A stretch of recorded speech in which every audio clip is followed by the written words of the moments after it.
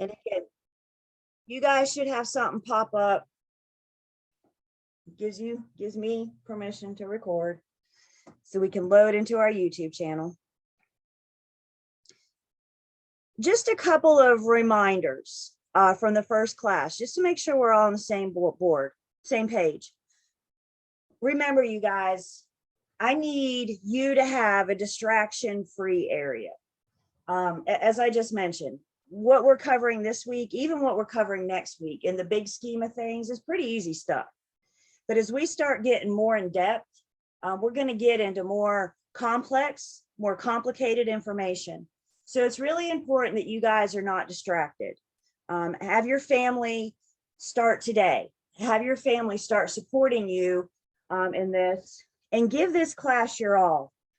I don't know about you guys, but I think you're spending good money to be here. So I hope you take advantage of the tools that we provide. You got your textbook, you got Learn, Test, Pass, you got the YouTube channel. I hope you put your all in this. This is one of these classes, better yet, this is one of these industries that you get out of it what you put into it. So put your all into it so you have good results at the end. And I think it starts with no distractions. Remember, you guys need to log on a laptop or a desktop. Please do not try to access this class on your phone. It's hard to see on your phone. And also during class, put your phone down.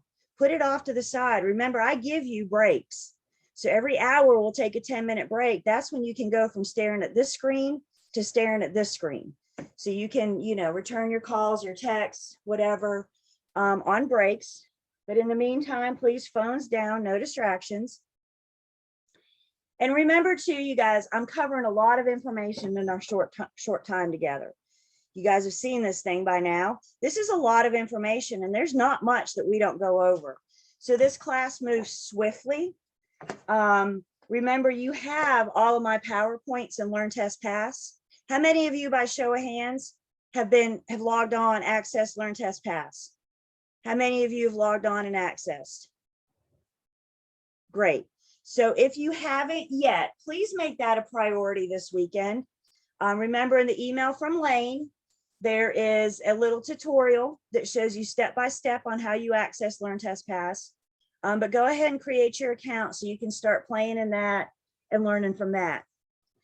Don't forget too, I need you guys to go calculator shopping this weekend. We're going to do a little math introduction today, but next week we're going to start some actual testable math. So please go calculator shopping this weekend so you can start using the calculator that you want. A question came in, will the YouTube channel be on Learn, Test, Pass? No. The YouTube channel is, oops, let me go back and get it. The YouTube channel is right there. So there's the link to our YouTube channel. Also, I think one of my favorite things about the first day is getting the introductions from you guys. So I've heard from quite a few of you. Some of you I just heard from this morning and I hadn't had a chance to respond to yet. But if I have received your introduction, then I will respond. So if you sent me your introduction and I didn't respond, then for some reason I didn't get it. So for those of you that have done that, thank you. For those of you that haven't done that yet, please remember to do that this weekend. I'm looking for an introduction with a selfie with you with your textbook, so I can verify that you have the current textbook. And I like hearing your stories. I like hearing about where you guys came from and what got you here. So as much as you're comfortable sharing, I appreciate it. And again, even if I already know you, I ask that you please still send me an introduction. It's a new class, new clean start, new clean slate. So let's see, let me do my checklist. We talked about that. We talked about that. Is everybody, I should have done that first. I'm sorry. Is everybody first and last name in the chat? Making sure we're all named properly. It looks like at a glance. First and last name in the chat. How do you get, so my phone number and my email and the detailed instructions, if you'll watch that video from the first day, again, if you missed the first class, I just ask that you go back and watch the recording so you can get caught up. And it does include my contact information.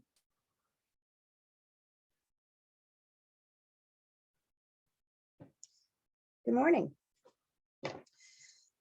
Let's see, we did that and that. Look at us just moving right along. Guys, please remember too, as I just mentioned, there's a lot of information in this class. I think one of the best pieces of advice that I can offer you early on is leave your personal experience off to the side. I know some of you have stories. I know some of you have experiences. Maybe you have a family member, whatever, that has experiences. And while I think that's great, I promise you, your personal experience is not going to be on your exam. So the best thing I can have you do is focus on the content of the class. I sometimes refer to your personal experience or just your sometimes questions in general. I refer to it as the what if trap. Have you ever run down the what if trap? Well, what if this? Well, what about that?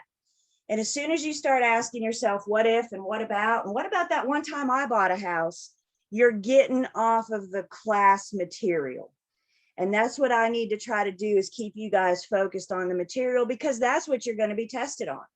And remember, that's the reason why we're here, is to get you guys through your exams. So leave your personal experience aside. Turn off HGTV. I know that's partly a joke, but y'all know that stuff's not real, right? So make sure you're not studying from HGTV. And then also remember, we need to stay on track. So we keep going forward in this class. I cover a lot of information and I cover it quickly. So another good reason for you guys to stay focused and not have any distractions, so you can stay with us and hang on, because it's going to be a fast, bumpy ride. So hang in there with me. Remember, your homework every single class is to review what we covered and look ahead at where we're going. So we're getting ready to look at Unit 1 in just a second. We're going to talk about some quiz questions. Later today, we'll finish Unit 2. We'll get most of the way through Unit 3 today. So we just keep trucking right along. And then before we leave today, we're going to talk about what next week is going to look like. So you guys can this weekend look ahead and get prepared for next weekend. Any questions or comments so far?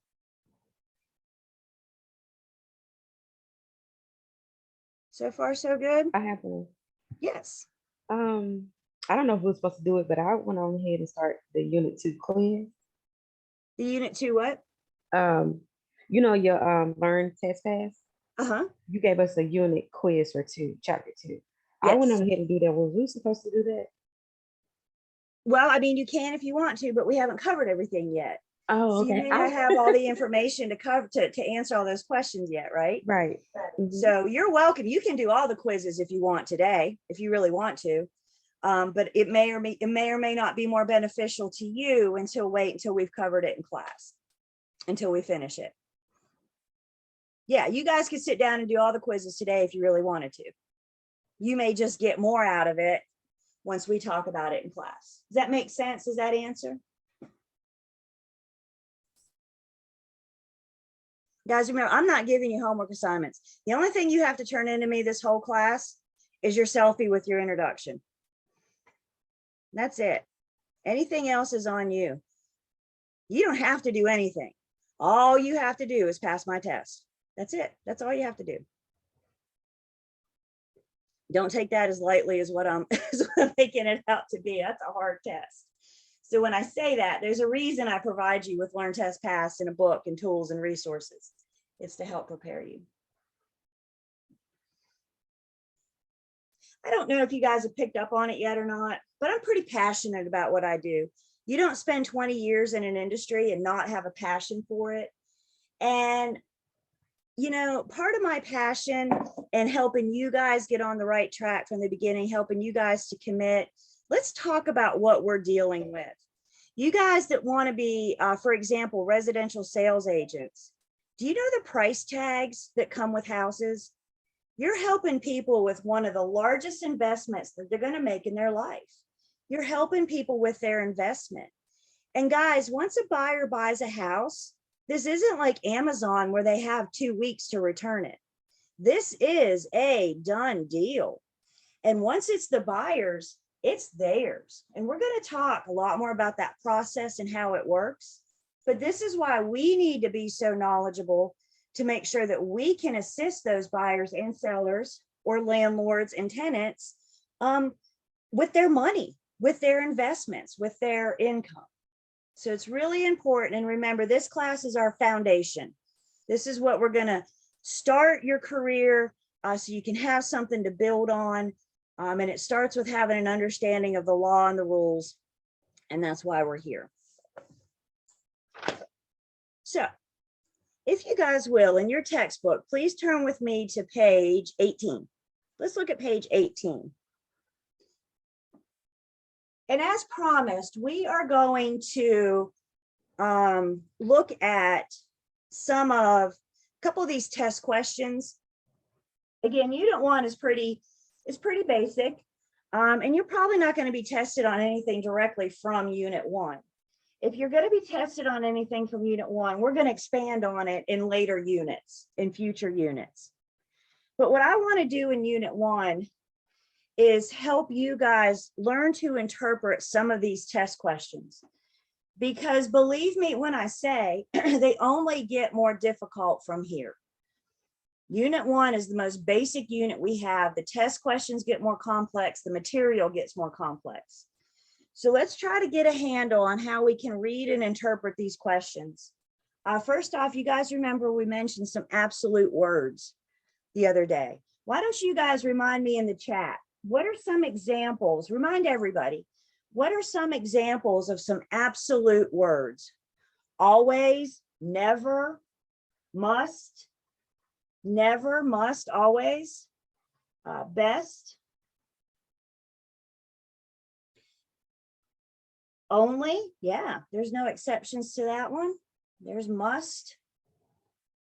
So looking for these absolute words, for example, number 17. We're not gonna look at that question, but see, you see the word always, number 17. Those are kind of words that can help you define, help you better understand. Is there any wiggle room to always or must or accept or never? Use those words carefully, right? Because they're big, powerful words. And that's what we mean by an absolute word.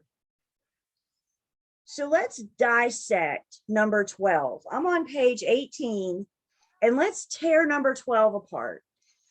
One suggestion for reading these test questions that I have, when you read the question, first off, I need you guys to read every single word of the question and every single word of the answer, because every single word means something. You will learn that one word can change the meaning of everything. So don't gloss over it. Read every single word. Multiple choice, which both of your exams are all multiple choice, no true, false, no fill in the blank, no essay. Both of your exams are multiple choice. And one approach that I like to take with multiple choice is to treat each answer independently and ask myself if each answer is true or false. So we're going to dissect number 12, and we're going to put a true or false to A, true or false to B, true or false to C, true or false to D. And when we're done, we're either going to have 3 trues and 1 false, or 3 falses and 1 true. We're looking for the odd man out, right? We're looking for the one that the exception. So let's read number 12. It says a real estate can be a poor investment if the inflation rate is high. Well, inflation, I don't know. I think I'm going to put a false on that for now. Understanding it's in pencil and I can change it. B, let's see. Real estate investment can be a poor investment if the investor plans to hold the investment for a long time. Well, real estate tends to gain more the longer you have it. Real estate was never meant to be a short-term investment. So I'm going to put an F for false next to B. Then we're going to say real estate can be a poor investment if the investor needs ready cash. Well, real estate's not liquid, which means you can't get cash out of it today. So I'm going to put a T next to that. But before I circle that answer and call it good, I need to read D to make sure it's not a better answer. You're reading every word of every question and every answer. So now we say real estate can be a poor investment if land values are appreciating in the areas. Well, appreciation is a good thing. Appreciation means that we're gaining value. So D also would be false. So you see what we did? I went through and identified A is false, B is false, C is true, D is false. So what's my best answer?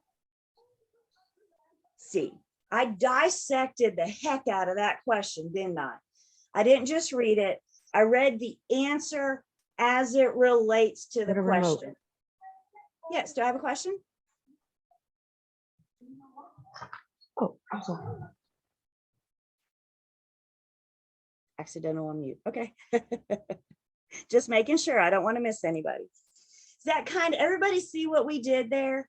We kind of went through, we studied each answer as it relates to the question.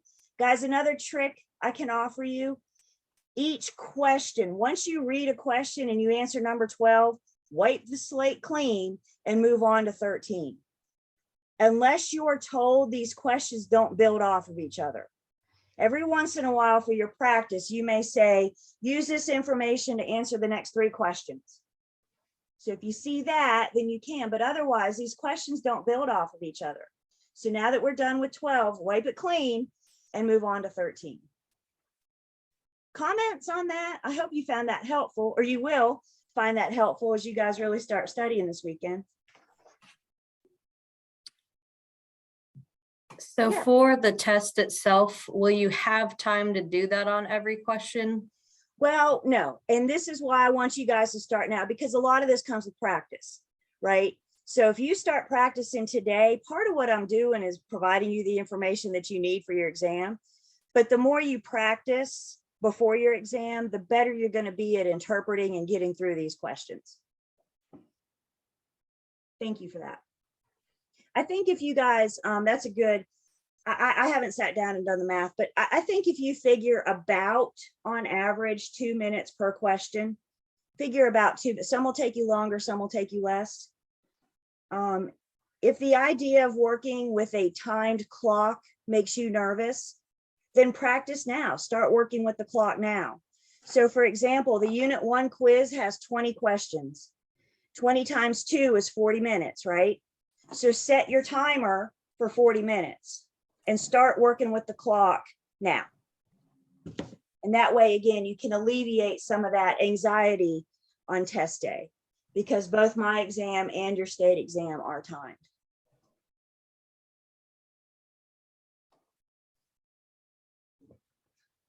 Let's look at another one, because there's another type of question you may see. Let's go back to page 17. Let's look at page 17. And let's look at number 9. Number 9 has some Roman numerals. I used to hate these questions, and I hate the word hate, but I used to hate these questions. And somebody taught me how to read them. Somebody taught me how to interpret them. And now they're not so bad. So let me share that wisdom to help you guys read these. As very similar to what we did before, we're going to read the question, but instead of looking at the answers, we're going to treat Roman numeral 1 independently. We're going to treat Roman numeral 2 independently.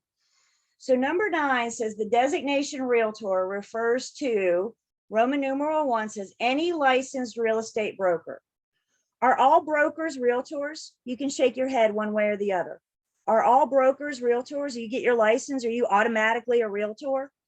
No, not yet. You still got to join the association, right? So if Roman numeral 1 is false, that means out the gate, I can rule out A and C. You guys see what I did? I determined Roman numeral 1 was false. So there's no way it can be A and there's no way it can be C. I just went from giving myself a 25% chance to getting this thing right to giving myself a 50% chance of getting it right. Aren't those better Vegas odds? Isn't 50% better Vegas odds than 25%? I'm all about Vegas today because, like I said, we got the tournament starting. You guys got your brackets filled out. You need to do it on break if you don't. On break, don't do it now. I would consider that a distraction. And then when we look at number 9, any designated realtor refers to, number 2 says an active member of the National Association of Realtors. Is that true or false? How do you become a realtor? You join the National Association of Realtors. So Roman numeral 2 is true, which means our answer is B. So we're dissecting. And again, you guys go ahead and get used to me telling you to practice, to do these questions. Not only are you getting the knowledge and the information, but I'm telling you, some of these test questions, and you guys will see what I'm talking about eventually. Some of these questions are tricky. They like to give you distractors. What's a distractor's job? To distract you, right? That's its whole purpose. So either the question, the distractor wins, or you win. But by focusing on, always focus on what the question's asking you. When you start getting into it, you're going to see test questions that are like a whole paragraph long. And there will be information in there that you don't need. What do you focus on? What is the question asking you? Because for this question, that is all you care about. Was that helpful? Anybody have comments or questions?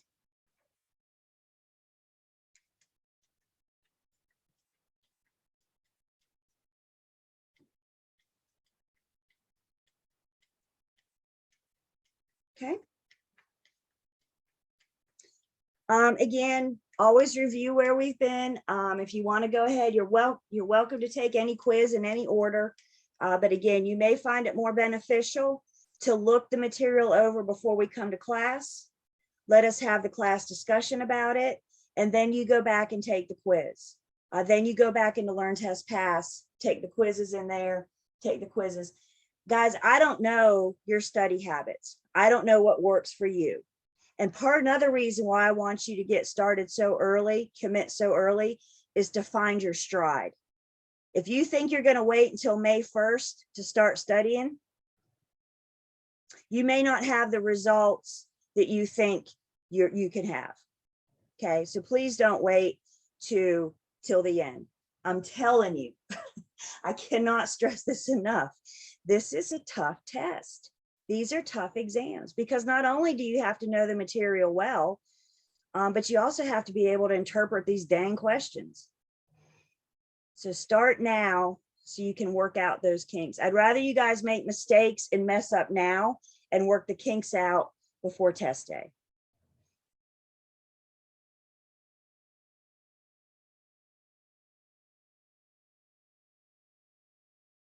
Okay.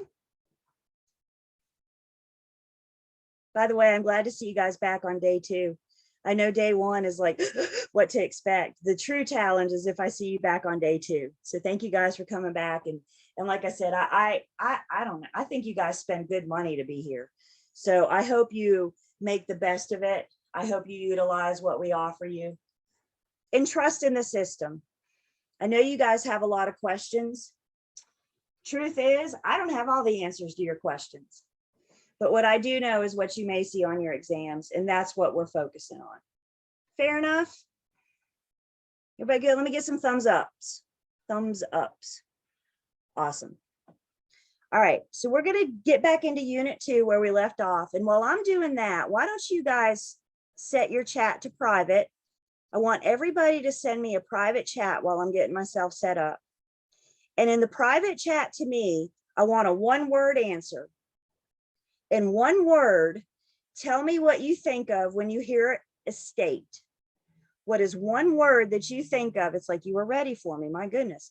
What's one word that you think of when you hear estate? Just one word. There's one word that we used to define an estate.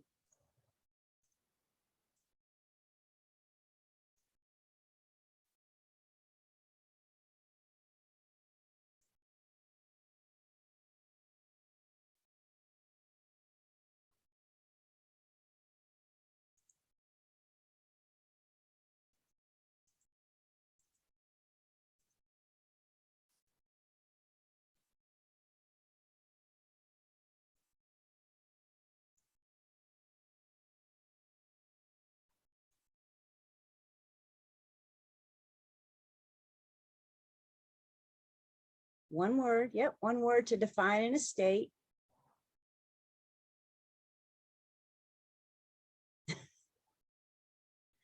One word.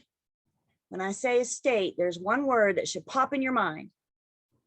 And when we talked about an estate, the one word that should pop in your mind is interest. An estate is the individual's interest that they have in the property. So specifically, we talked about freehold estates. And freehold estates are an estate of ownership. What's your interest in the property? You have an interest of ownership. You own the property. And we broke down the different types of ownership. It's okay, I can't spell either. I do math, I don't spell. You guys will learn that about me. I cannot spell to save my life, so just bear with me. Help me out here. We also, when we introduced estates on Tuesday, we also mentioned briefly an estate of possession, a leasehold estate. Now we're going to talk about those types of estates in Unit 11. So hang on to leasehold estates for now. Unit 2 focuses on freehold estates, estates of interests. If freehold estates defines the rights, defines the interest to be conveyed, ownership of real property tells us who holds the title, who is the owner of record. And I'm on page 34, 35. Can you guys see page numbers today? Thumbs ups if you can. We're good. Okay. All right, good. I blame Zoom. Sometimes Zoom's just quirky, but to be fair, sometimes I'm quirky too. So I get Zoom, you know. So we have two different types of ownership. We're going to break these down. The first type of ownership is ownership in severalty. If an individual owns ownership in severalty, it's just that individual. Severalty is one owner. Think of it this way. They have severed all other owners, and now it's just them, one owner. So maybe that one owner is an individual person. Maybe that one owner is an entity, a business entity, or a corporation.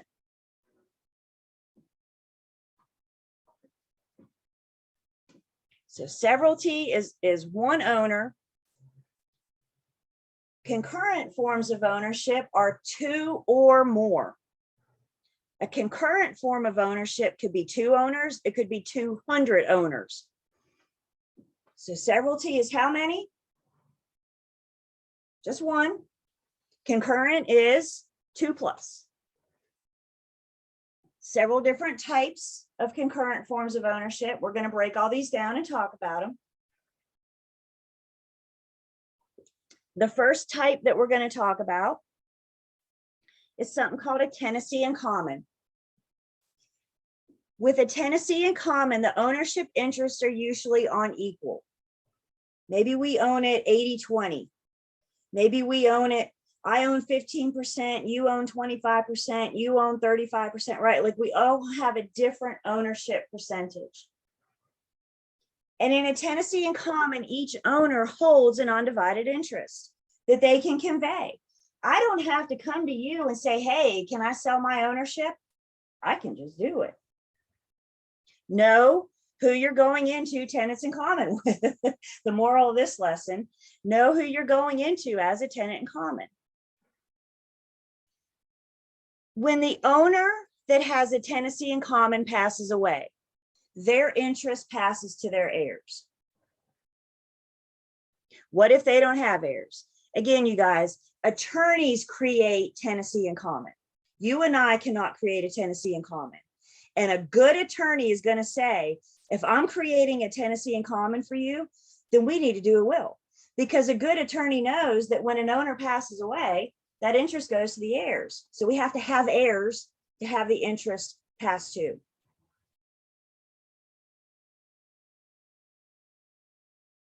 So let's look at a picture. I like pictures. Two people buy a home together and they decide percentage for ownership. One individual owns 60%, another individual owns 40%. The individual with 60% passes away. And evidently, they have two heirs. Their 60% is divvied between their two heirs. Now, how many owners do I have? Now I have 3. The 40% still owns 40%. Yes, that did not change. The only thing that changed was the 60%. When they passed away, their interest went to their heirs.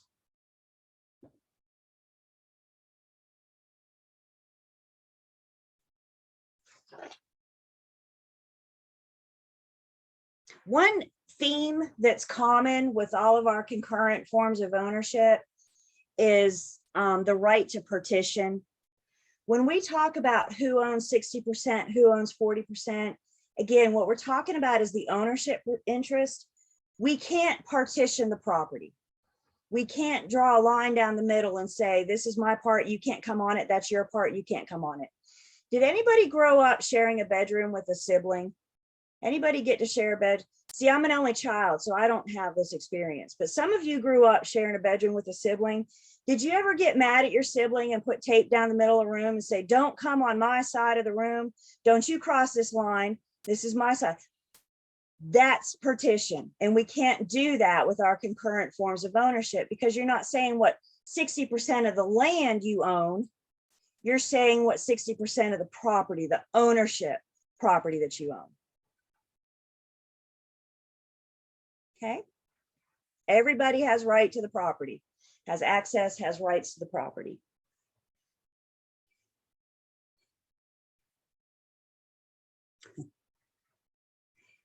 The next type of concurrent forms of ownership that we have is joint tenancy.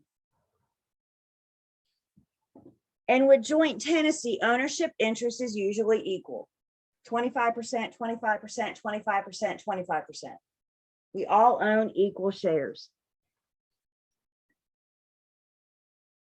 The key to joint tenancy: in order to be joint tenants, everybody has to show up and take title at the same time. We're going to talk in just a minute what happens if the new guy comes in. But in order to be a joint tenant, we all have to show up at the same time, all take title at the same time.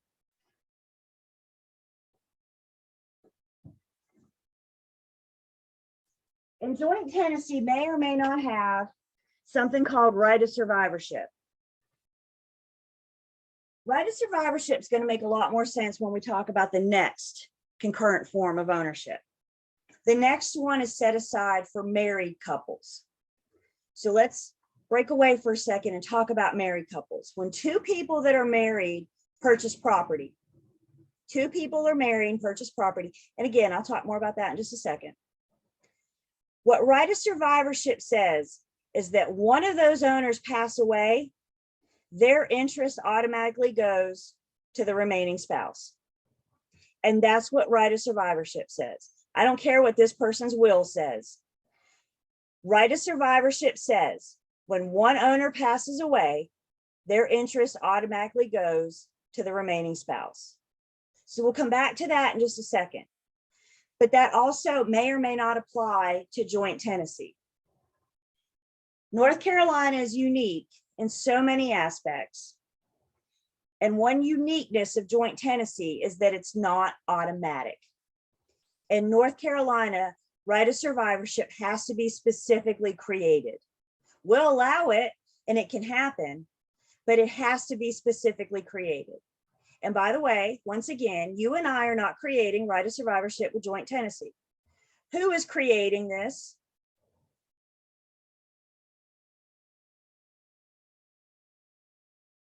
The attorney? The attorney? Telling people how to take title is the attorney's job. This is another one of these sections where I'm teaching you just enough to be dangerous. So let's say you're working with an unmarried couple that wants to purchase. They want to buy a house together. You are not going to whip out your pre-licensing textbook and say, oh, here are your options. You can either do tenancy in common or joint tenancy. No, you cannot offer that kind of legal advice. You can't legally tell people how to take title. or recommend people how they should take title. So what are you going to do when you're working with that unmarried couple? You're going to tell them to CYA, call your attorney. Quick question. Yes. I remember seeing this thing where it's like apparently there's like a counselor for real estate. Couldn't that work? That's just me providing advice, but it's not legal advice.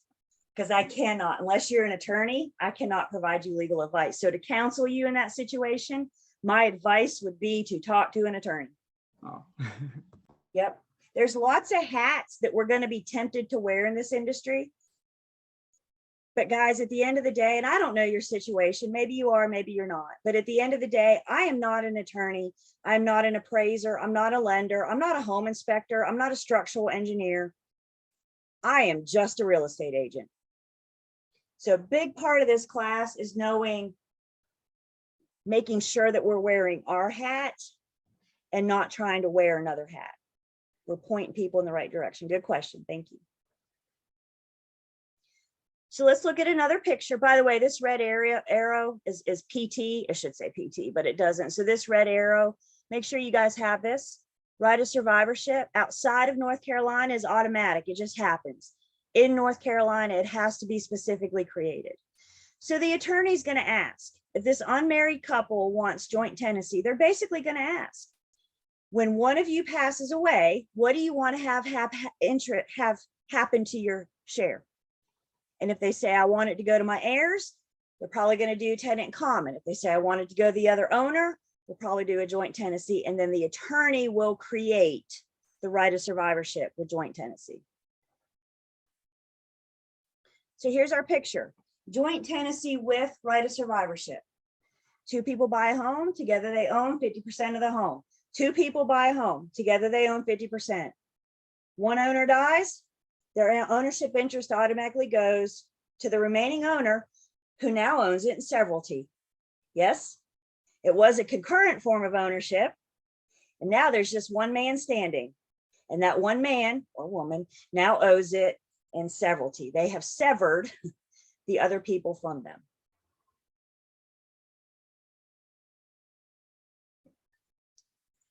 So a sister and a brother purchase a beach cottage, taking title as joint tenants with the right of survivorship. Their brother later dies. His interest in the beach cottage automatically passes to his sister as a surviving joint tenant. She now owns the property in severalty. They bought it. I'm sure they have wills. They may have families, heirs. I'm sure they do. But in joint tenancy, that doesn't matter because they have right of survivorship. And that's what right of survivorship says. Now, who passed away? The brother dies, the sister's left, right? The sister owns it in severalty. When the sister passes away, now her will kicks in, right? Now, where's the property going to go? That depends on her will. We're going to talk about wills and heirs and kind of doom and gloom, I know, but we'll talk more about that in Unit 5. So we'll talk more about what happens when individuals pass away. As I mentioned briefly earlier, one thing about joint tenancy is they have these 4 required unities. Unity of possession, again, we can't draw a line down the middle of the property and say, this is my half of the house, this is your half of the house. Don't you come on my half. We're not splitting the property, we're splitting ownership. Unity of interest. Again, joint tenancy has equal ownership. 50-50, 33 and a third, 33 and a third, 33 and a third. And then with joint tenancy, to be a joint tenant, all owners have to show up at the same time and take title at the same time. If somebody shows up later to take title, I'm getting ready to tell you what happens to them, what that looks like. So again, one of the common factors, one of the common features of joint tenancy is we have these 4 unities.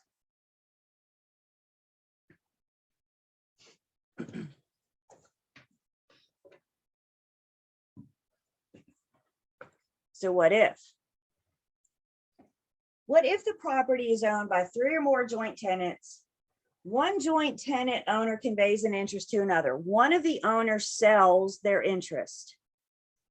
The new owner cannot come in as a joint tenant. Why? Because the new owner wasn't there when we all took title. So the new owner comes in as a tenant in common. So let's look at a picture. Let's say we have 3 owners, and we're going to name these owners A, B, and C. How clever am I? A, B, and C are our owners. And all 3 owners own, because of our 4 required unities, all 3 owners own as joint tenant. Everybody with me? A, B, and C went to the attorney's office at the same time. They took title at the same time. They're all on the same deed. They each own 33 1/3. Joint tenants in every definition of it. Let's say B wakes up one day and B says, I have had it with you guys. I am done. I am out. I'm going to sell my interest to D. So B conveys his 33 1/3. Is D the new guy? Was D there when we took title originally? No, D just showed up today, right? So the one thing D can't do is be a joint tenant. So D comes in as a tenant in common with A and as a tenant in common with C. Did the relationship between A and C change? They were still original, right? They were still on the deed. They're still together. They can still be joint tenants. So now what happens if A, B, or A, D, or C pass away? Call your attorney. This just got out of our realm really fast. If you want to know more about this, I suggest you sign up for law school. You guys with me? I'm teaching you just enough to be dangerous, but I'm trying to let you know, if you encounter this situation with concurrent owners in this type of relationship, we need to know enough when to say, wow, that's an interesting scenario you got there, A, D, and C. Let's get your attorney, make an appointment so we can figure out how you can sell this property, what that ownership looks like, what if one of you passes away, et cetera, et cetera. Questions on joint tenancy? Yes. If, and am I on the full screen? I think I missed. If one of the joint tenants, they could still sell their part to one of the other joint tenants. They could. Or They could sell their they? 33 1/3. And then it would still stay a joint tenancy because all those people were originally together from the beginning. That's Like right. if it wasn't sold to D, but it was sold to A, for example. Exactly. B could take his Okay. 33 1/3 and split it up and sell it to A and C. And now A owns 50% and C owns 50%. So a lot of the times the attorney, part of it, we're going to talk about contract law and contracts. And one thing that valid contracts say is, what happens when this relationship is over? What happens when the term of this contract is over? So in a relationship like that, Susan, absolutely, the attorney is going to spell out, all right, if you want to sell your interest to the other two, this is how it's going to work, right? So can they do it? Absolutely. Are you and I going to help them do that? No. Yeah, very good. Right. So what are we going to do? Oh, wow. You want to buy B out? Great. Let's get your attorney on the phone. You guys kind of see where I'm going with this? Unless you're an attorney, you cannot act like an attorney. The best thing that we can do in some cases is advise our clients to talk to an attorney, talk to an accountant, talk to whomever that can deal with this. Other questions on this? I'm just curious. So say they sell to B sells to D later Mhm. on, can A and C and D go to an attorney and like amend the title? That way I D don't know is the answer to also that a for joint tenant? sure, but I'm gonna say sure, anything's possible. I don't know the Okay. answer to that for sure, but I would like to think that if we A, C, and D went to an attorney and said we all want to be joint tenant, we could terminate that relationship and create a new joint tenancy with D. But again, I'm not an attorney, so I'm not telling you, yes, they can, Okay. right? I'm telling you, I'm not sure. But he can't sell his 33 1/3 to just one of the joint tenants. Sure, if it's allowed, if it's allowed, if the contract, if the terms of their agreement allow. So when they go to the attorney to begin with, A, B, and C goes to the attorney to begin with and say, hey, we want to be a joint tenant. The attorney's gonna, what if this happens? What if you die? What if you want to sell? What if, right? Have you guys ever heard of a business operating agreement? That might be a good sample that they would have with joint tenancy. And part of what an operating agreement says, what happens is when one of us wants out, what do the other partners allow that one person to do? So every situation is going to be unique.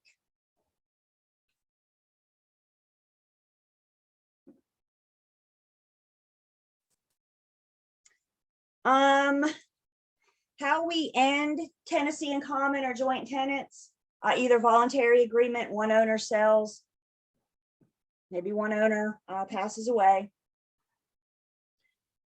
or the court. Just that's a general rule of thumb. The court can always take the property. If they have a reason, the court can dictate and rule. We're going to talk more about the courts in Unit 5 when they can't take property. But if the judge takes the property for some reason, then that will also terminate the tenancy in common and the joint tenancy.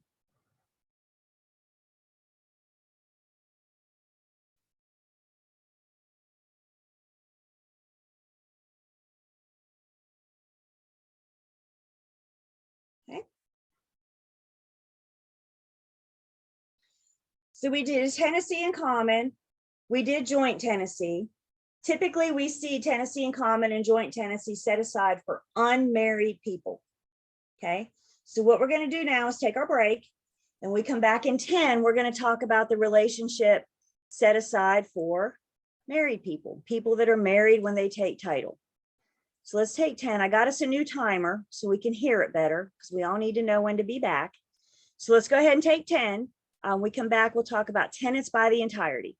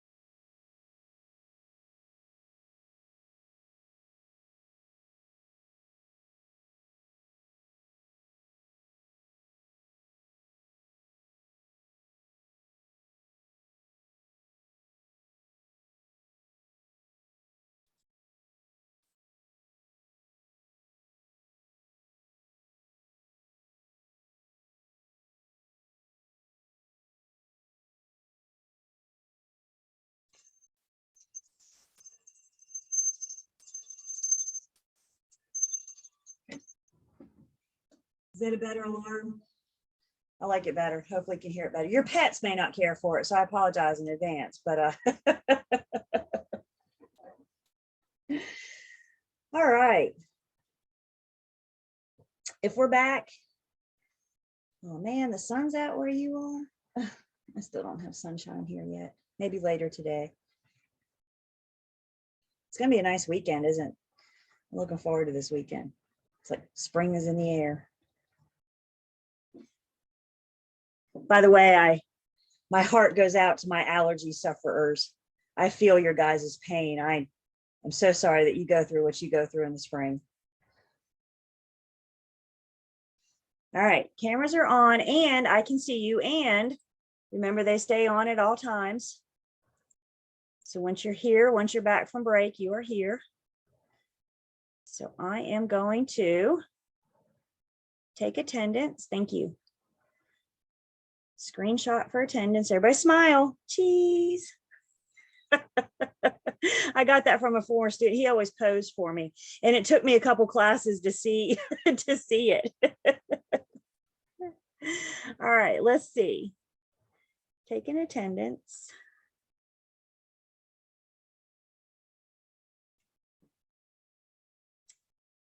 And we talked about tenants in common. We've talked about joint tenants. So now let's talk about the concurrent form of ownership for people who are married when they take title. I need to say that again. Tenancy by the entirety is for people that are married when they take title. We'll talk about in just a second what happens when they take title and then get married. Okay, so just bear with me.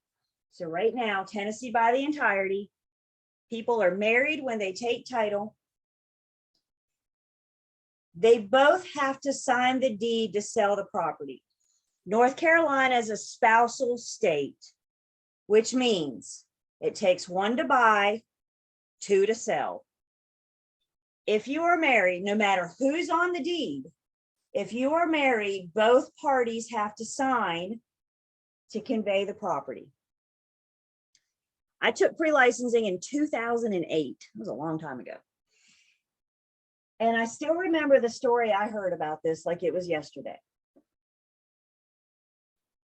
Gentleman is married, man and woman are married. Gentleman purchases a condo for his mistress. He just went out and bought her a condo. Didn't tell his wife. That relationship ran its course. And when that relationship was over, gentleman thought he was going to sell that condo. And the attorney said what? The attorney said, we have to have your wife sign. And he probably uttered some four-letter words, including gulp. He pretty much has two choices at this point either, doesn't he? He either fesses up or he just finds a tenant. Rent that thing out. You guys with me though? One to buy, two to sell. The moral of this story, rent her an apartment. Don't buy her a condo. No, I'm just kidding. The moral of this story is don't have a mistress or a mister.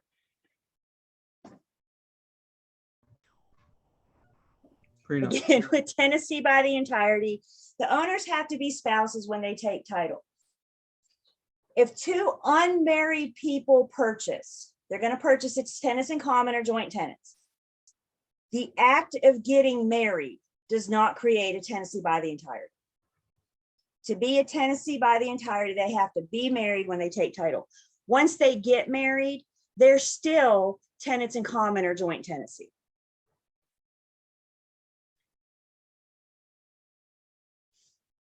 The other thing about tenancy by the entirety, this is the default for married couples. Married couples could also choose to purchase tenant in common or joint tenant. They could choose to do something other than tenancy by the entirety. It's the default for married couples. And with tenancy by the entirety, right of survivorship is automatic. So remember what we said about right of survivorship. You have two spouses, 50-50. They're married, they take title. One of those spouses passes away. Right of survivorship says what happens to this person's interest. Right of survivorship says it automatically goes to the remaining spouse. That's what right of survivorship says. I don't care what this person's will says because they have right of survivorship. So one spouse passes away. Now the remaining spouse owns the property in severalty. And when this spouse passes away, their will determine. And if they don't have a will, we'll talk about that in Unit 5. Tenancy by the entirety has the same unities. You got to be married. You got to be at their same time, same document, same deed. And tenancy by the entirety can end either by death of one of the spouses, divorce, or mutual agreement. So if my spouse and I agree to sell our house, we've mutually agreed to sever that relationship, sever that tenancy by the entirety for this property.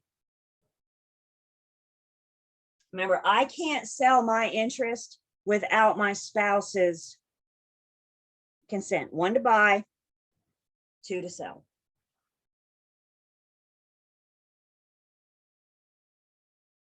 So while engaged, Tom and Nancy purchase a home in Walkerton. They're both named as grantees on the deed. Is engaged married? Are they married yet? Not yet.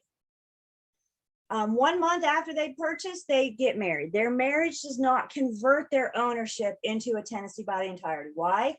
Because they weren't married when they took title. So to be tenants by the entirety, you have to be married when you take title. Once they get married, they could create a tenancy by the entirety. They could go to an attorney and they could have the attorney draft up a new deed and create a tenancy by the entirety, but that's something they have to do. It doesn't just happen. Everybody with me? It's not out there in this magical world somewhere that just happens. That's something that they have to do.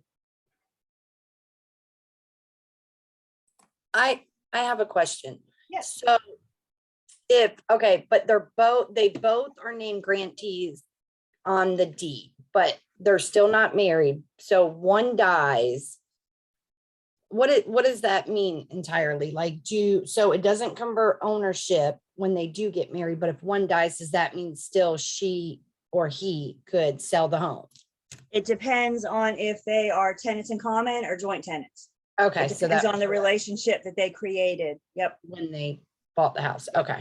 Yep.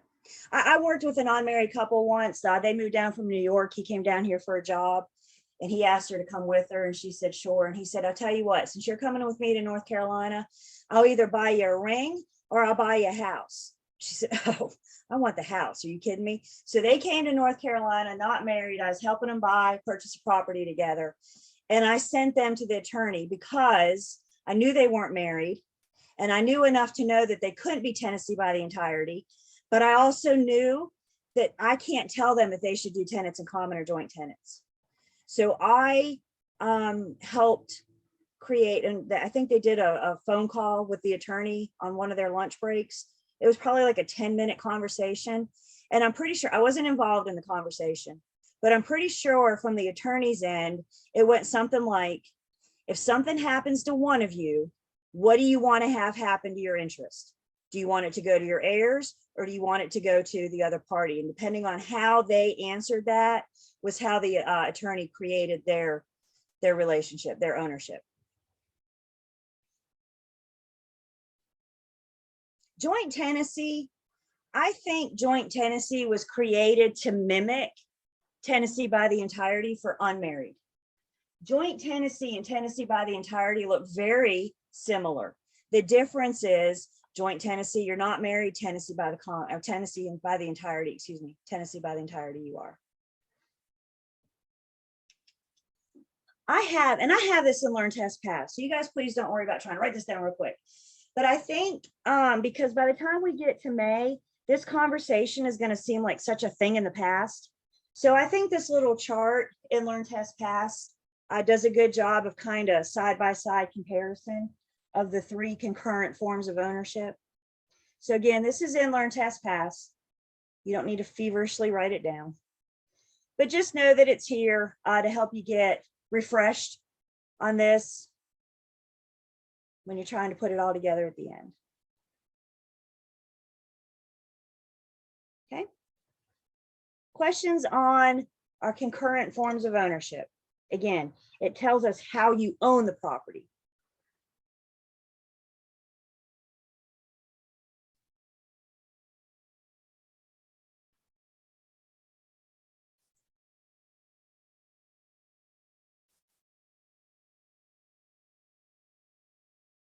And thank you. I see a couple of you came back from break late, so thank you for telling me you're back. If you did and you didn't, please tell me. So here's the deal. I do screenshot for attendance. And when I go later to look at your attendance, if I don't see you, I go to the chat to see if you told me you were here.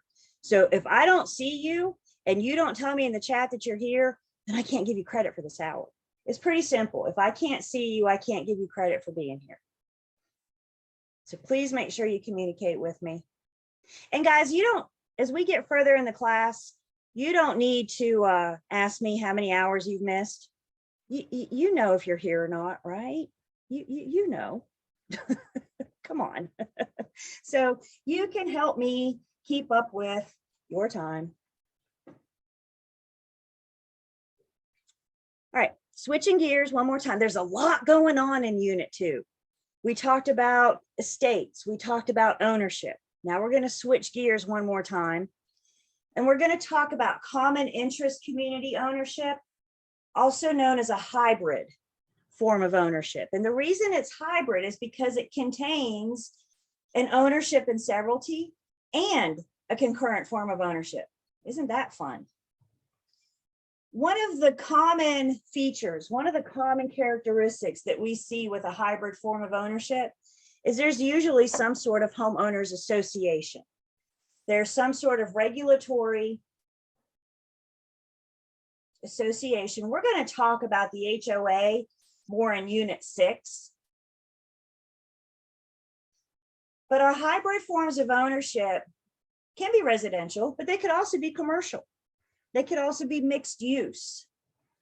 You might have residential and commercial in the same area. So our first form of hybrid ownership is condominium ownership.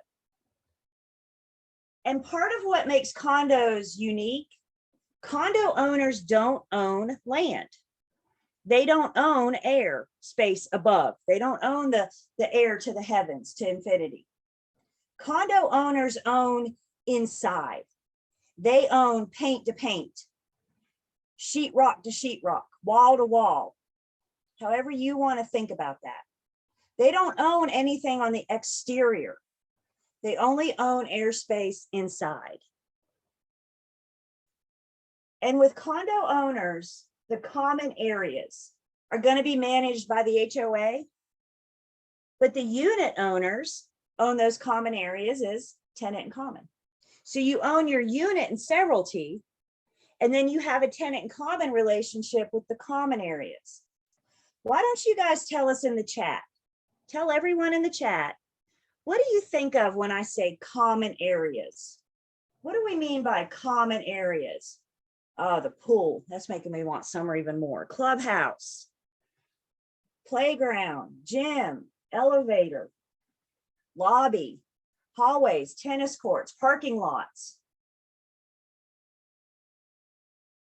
breezeways, hallways, yep, playground. We all like to go play, don't we? These are things that, these common areas are things that all you owners are allowed to access, right? So each condo complex is going to have common areas. Those common areas are owned by the owners as tenant in common. Laundry room, that's a good one. Gym, pool. Condo ownership is the only form of ownership that can be stacked. You can have one owner on top of the other. You with me? Right? They can be stacked because you don't own anything on the exterior. You just own on the inside. And depending on the condominium complex, you may have exclusive rights to limited common elements. What I mean by that, for an example, might be an assigned parking place or maybe there's a storage building. So your ownership in this condo complex may give you exclusive rights to limited common elements. Again, maybe you have a storage building, maybe you have a garage.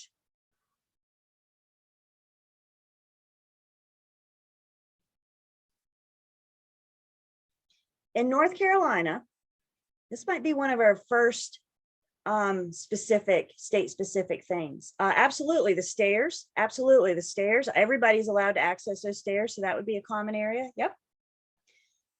I think our first state-specific thing is the North Carolina Condominium Act of 1986.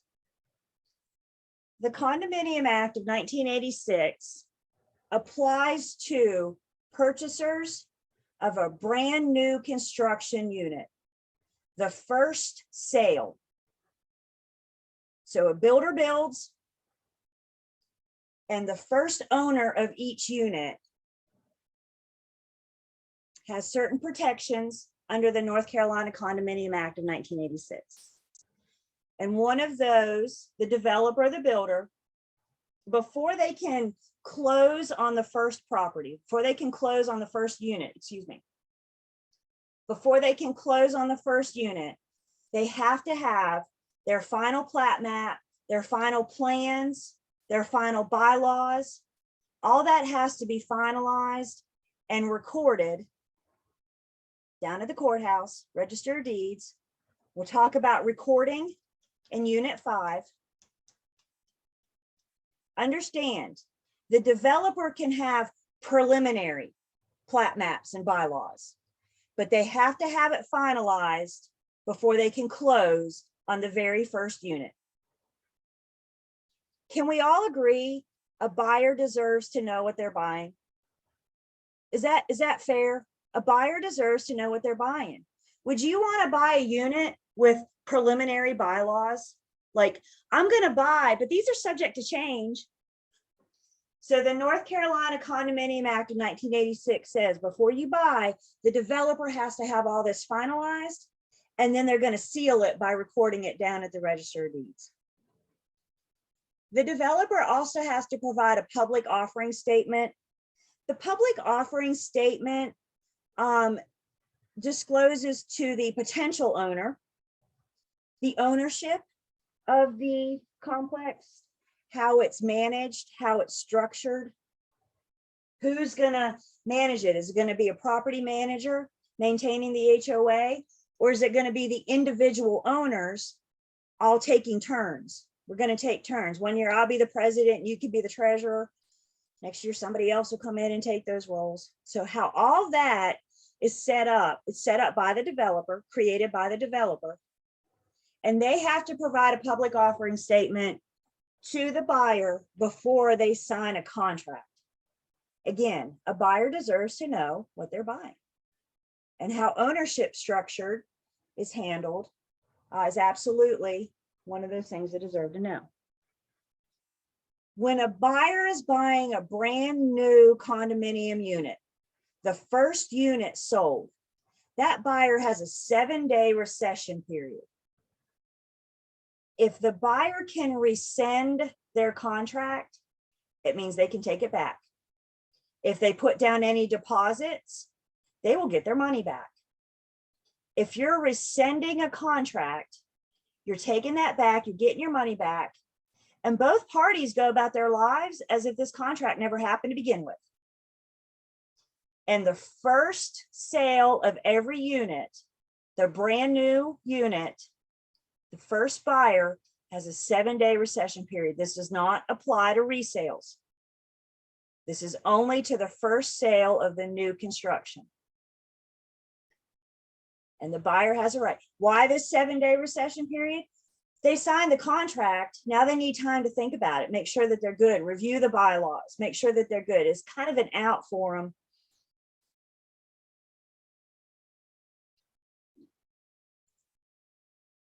The thing that the Condominium Act does for resale purchasers, the developer is still to provide that resale certificate, that public offering statement. So I'm sorry, not the public offering statement, but the resale certificate. So a resale buyer still has a right to know, what are the monthly dues of the HOA?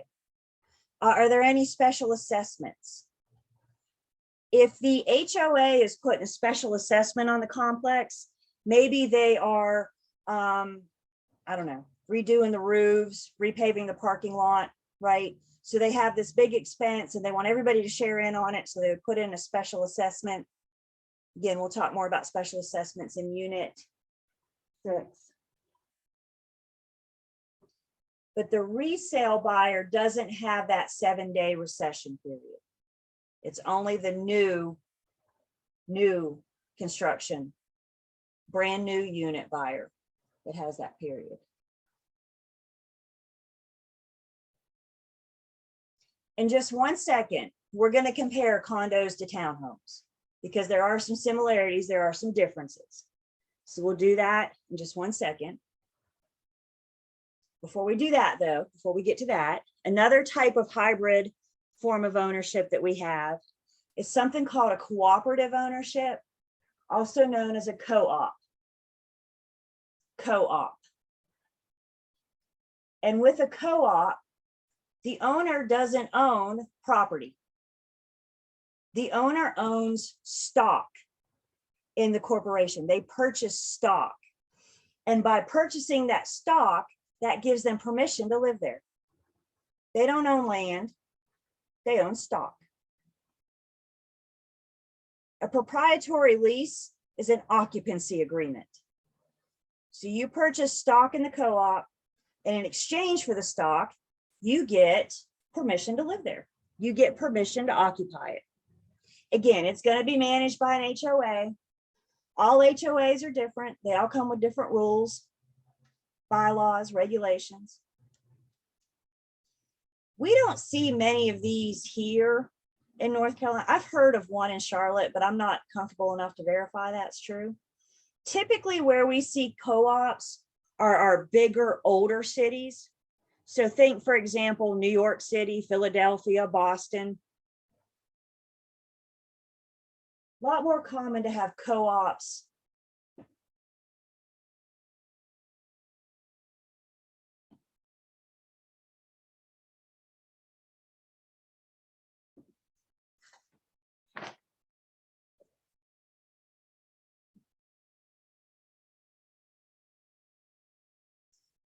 Another form of hybrid ownership are our townhomes. Townhome owners own a little bit of land. Townhome owners own the airspace above their unit. Townhome owners are usually attached. Sometimes we refer to townhomes as row houses.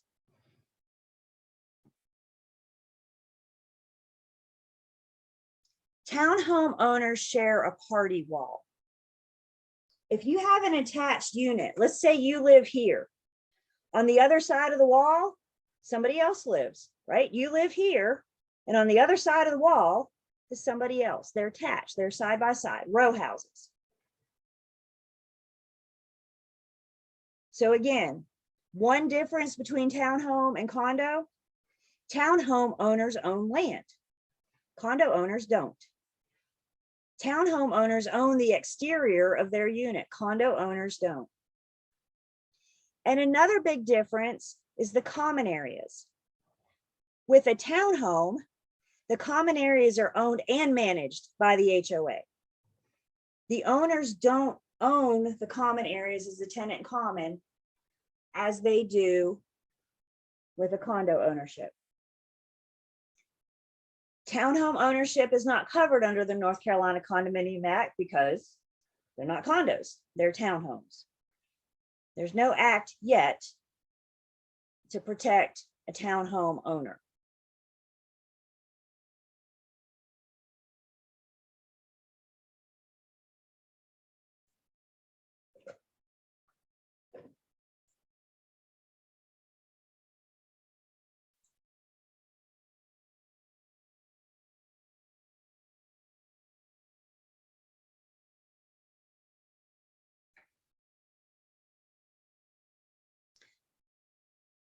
Another form of hybrid ownership is a timeshare. Timeshares are more popular in vacation areas. Go down to the coast. Gosh, you go up to like Gatlinburg, Tennessee. There's townhome owners, townhomes, all or timeshares, excuse me, timeshares, all up there. What a timeshare does is it allows multiple owners to have an interest in the same unit. An example of a timeshare, you own a timeshare, but you may only have an interest for 1 week out of the year. So this is your week. That's when you can go to your unit. The rest of the year, somebody else owns that unit. And in order to qualify for a timeshare, the purchaser, the buyer, or the owner has to have a right to occupy the unit for at least 5 or more separate time periods over at least 5 years. It's so very important that you know that these 5s are the minimum. If your test question says that this individual owns property, they're allowed to access it 10 times over 10 years, it still qualifies as a timeshare, right? Because it's at least 5 is the minimum. And the thing about timeshares, it doesn't matter what you call it.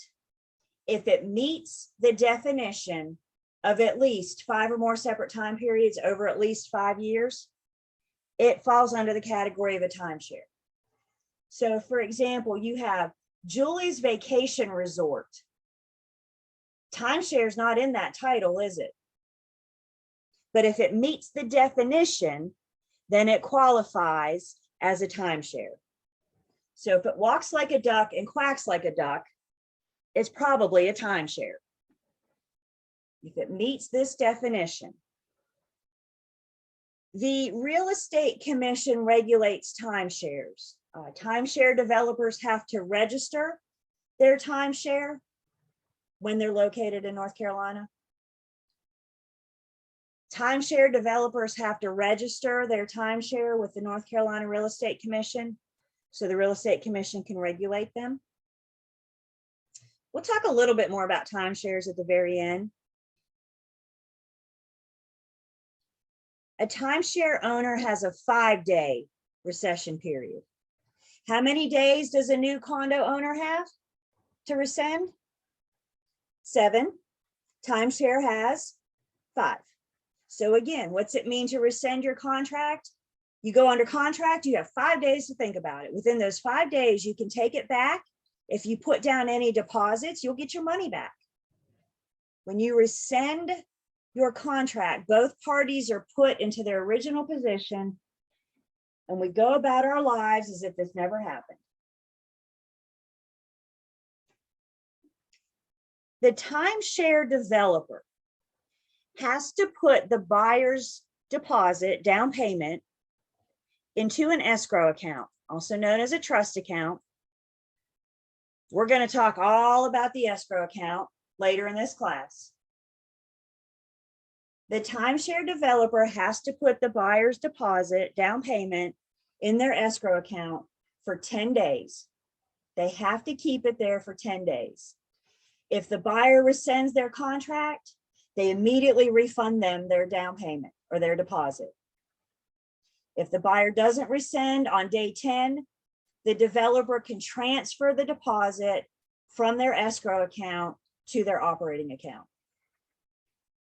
But they're required to keep it in their escrow account for 10 days. The developer has to keep it in for 10 days.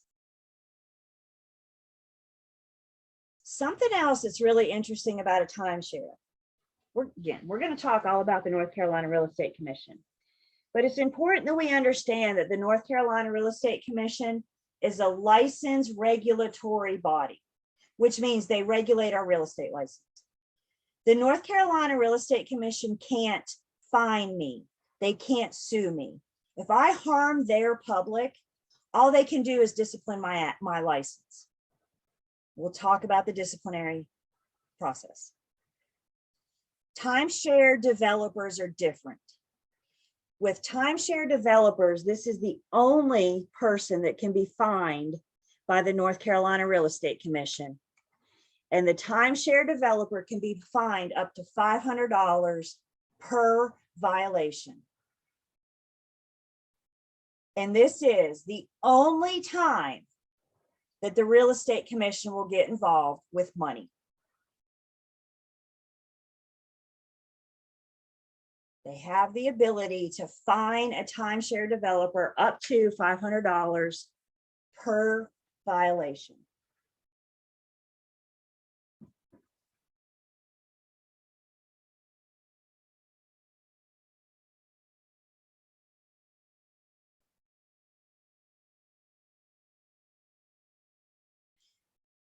One way that may be helpful to help you guys remember timeshares, let's do a little exercise together. Push yourself back so you don't like hit your device, your laptop. Give yourself some room here.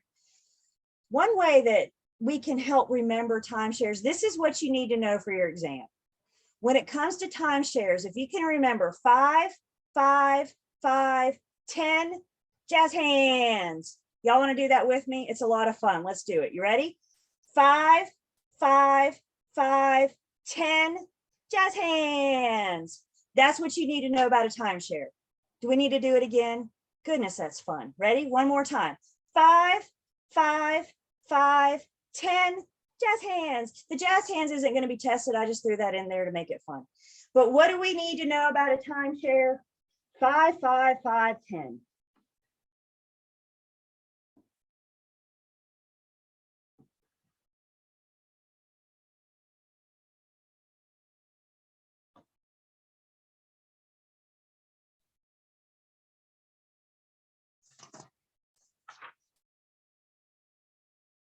The last piece in Unit 2 is talking about a trust. A property owner may choose to put their ownership interest in a trust. Trusts are one way for the individual when they pass away, for the owner when they pass away, for their property to be distributed to their beneficiary. Trusts sometimes can prevent probate. Probate, when an individual passes away, the reading and the dissecting of their will. And it's to my understanding, sometimes these can get lengthy and nasty and expensive. So an owner may choose to put their interest in a trust. And if they're putting their interest in a trust, they're allowing a trustee to manage the property for the benefit of the person that will receive it, the beneficiary. And the trustee is going to be an attorney. So the person that owns the property is going to put the interest in a trust. The trustee is going to manage it. When they pass away, they will divvy it out to the beneficiary or beneficiaries. Again, it's just a way to avoid probate if it's created. How do you create a trust? Call your attorney. If we're ever called to sell a trust, we're going to be dealing with the trustee. We're going to be dealing with the attorney because that's what they're there for. They're there to manage it.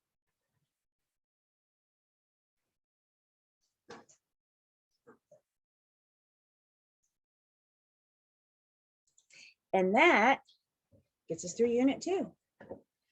As a reminder, you have those key terms, but at the beginning of every single unit, you have key terms on page 20.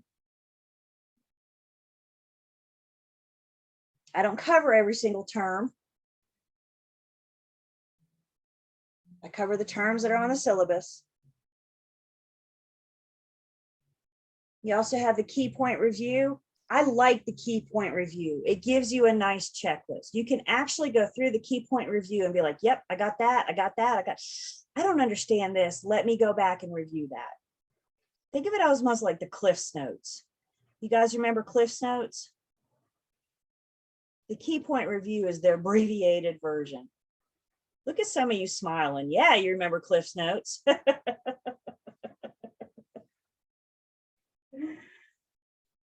And then you got the student quiz for Unit 2 and 47 to 49. And there's also a quiz in Learn, Test, Pass, interactive quiz.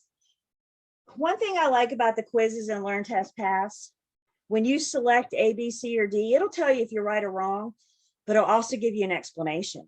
It'll tell you why this is right or wrong. So it doesn't just say yes or no, you're right or wrong. It says this is why.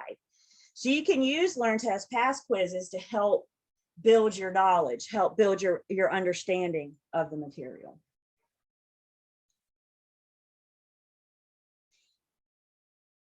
I tend to think of a lot of Unit 2 as our attorney unit. We talked about different types of estates. We talked about different types of ownership. We now know just enough to be dangerous, but hopefully what we know is when we need to advise our clients to talk to their attorney with a better understanding. Questions? I'm going to stop sharing for 1 second while you guys are thinking of questions. Bear with me.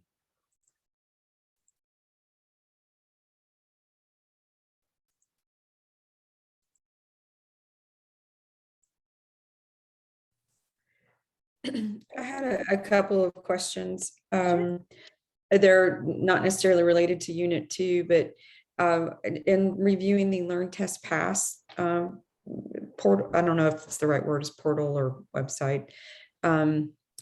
Just in there, I just was confused. I wanted some clarity. Should we be reviewing the little, they look like little flip cards or flip note, like Quizlets, I guess, for lack of a better term, before each class?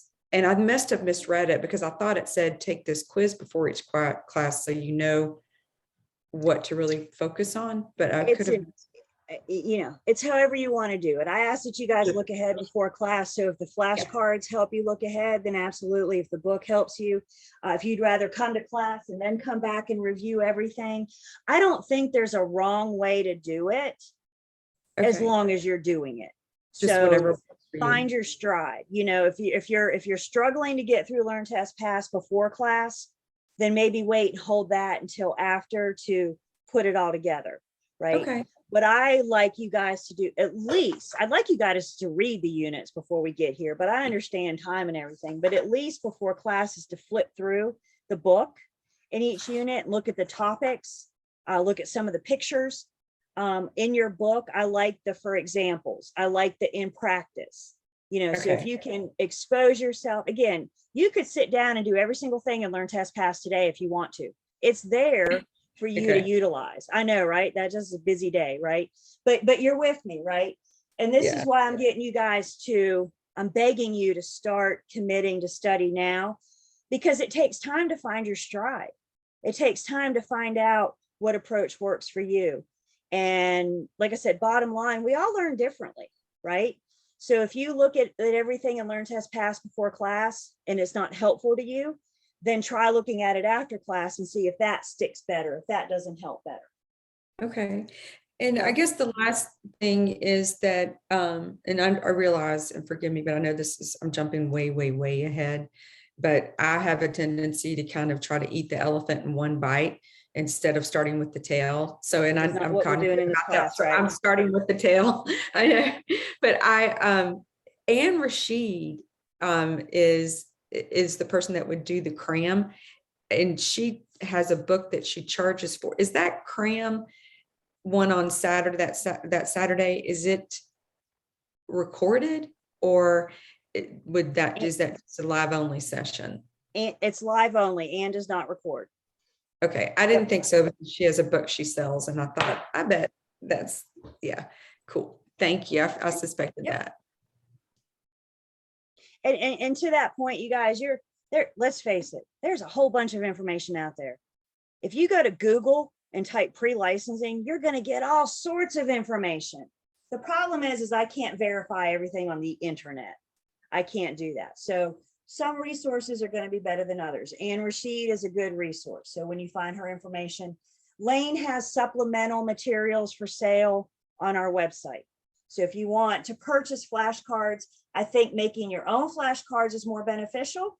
But if you want to purchase flashcards, you can go to Lane's website The materials out there, please, please, before you go to Google, come to Lane or I first. Because the last thing I want is you guys out there finding not correct or not current information on your own. So we provide you with the textbook. We provide you with Learn Test Pass. We provide you with Ann Rashid. Travis Everett is an instructor in Raleigh, and he records all of his classes too. You can go to YouTube and find Travis Everett. Be careful with Travis though, because he has videos that are like 4 years old. So make sure if you're looking at Travis, Travis was the OG when it comes to recording. Travis was recording before we were on Zoom. So if you want to hear it from a different perspective, maybe consider checking him out. But please just don't go to Google and say North Carolina pre-life, because who knows what you're going to find. So please, if you want more than what we provide, please come to Lane or I first and let us help point you in the right direction. I had a lady in a class a couple years ago, and she came to me very upset, very confused shortly before the exam. And I said, what's going on? And we asked a series of questions. Long story short, my girl was looking at pre-licensing videos for a pre-licensing class in Florida. We are here to study North Carolina law. I said, that poor girl. And that's exactly what she did. She went to YouTube and looked for pre-licensing videos. And she said, oh, this guy looks good. I'll watch his videos.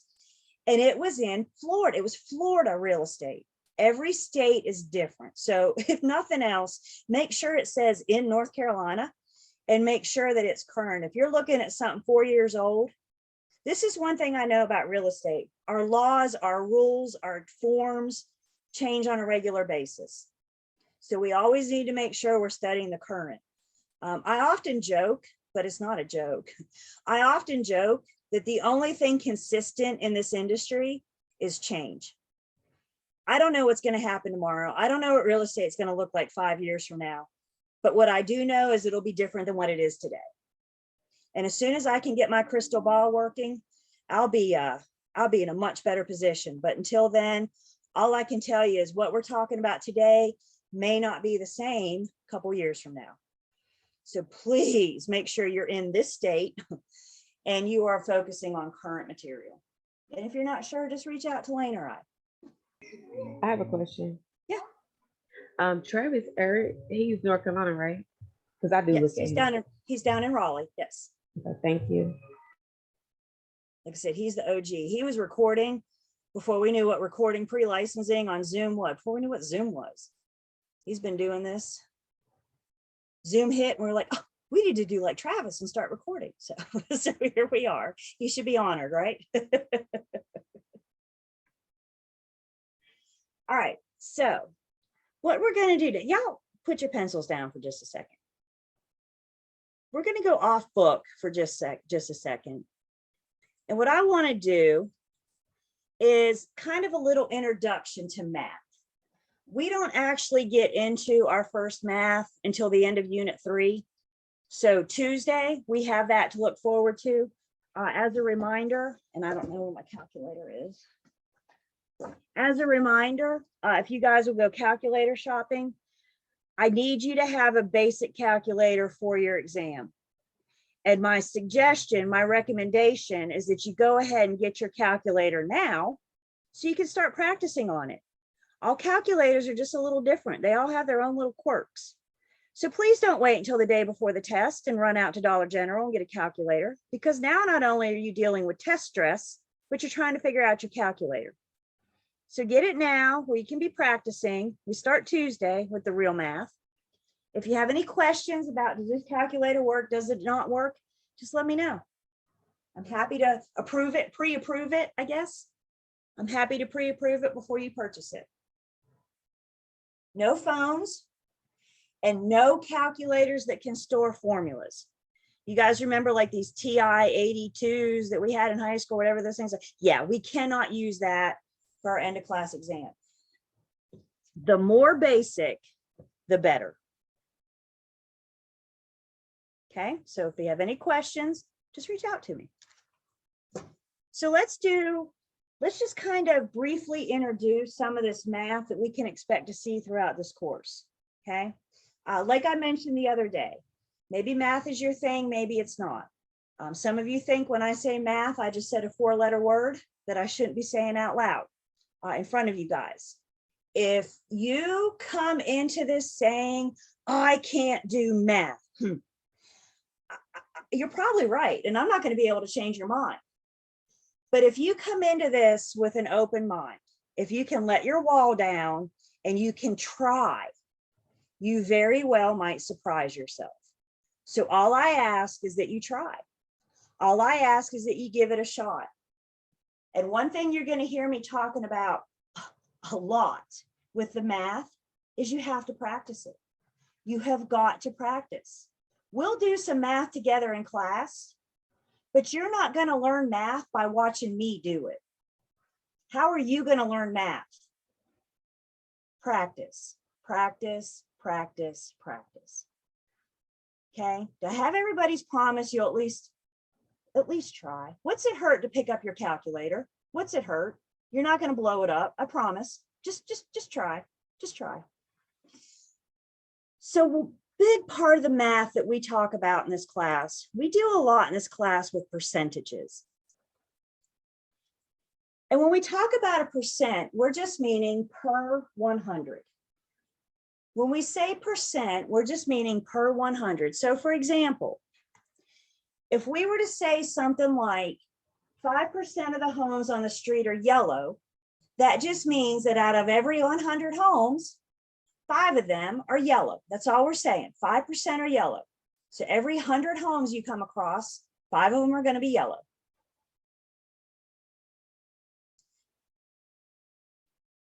You guys tell me the biggest challenge you have with math, and I agree with you 100%.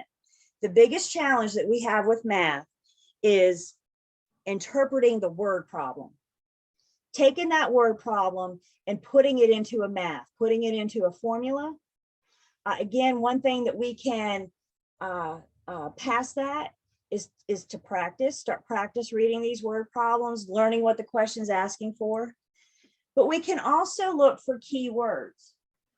So for example, when you're reading a math problem and you see the word of is just telling you to multiply. So there's a key word you can look at that gives you instruction. Of in a math problem tells you to multiply. So for example, 350,000 times 25% is saying the same thing as 25% of 350,000. So when you see the word of, that should tell you to pick up your calculator, say 350,000 times 25%. Why don't you guys, for fun, tell me in a private chat? And if you don't have a calculator today, I'll let you use your phone today and today only. So why don't you tell me in a private chat, what is 25% of 350,000?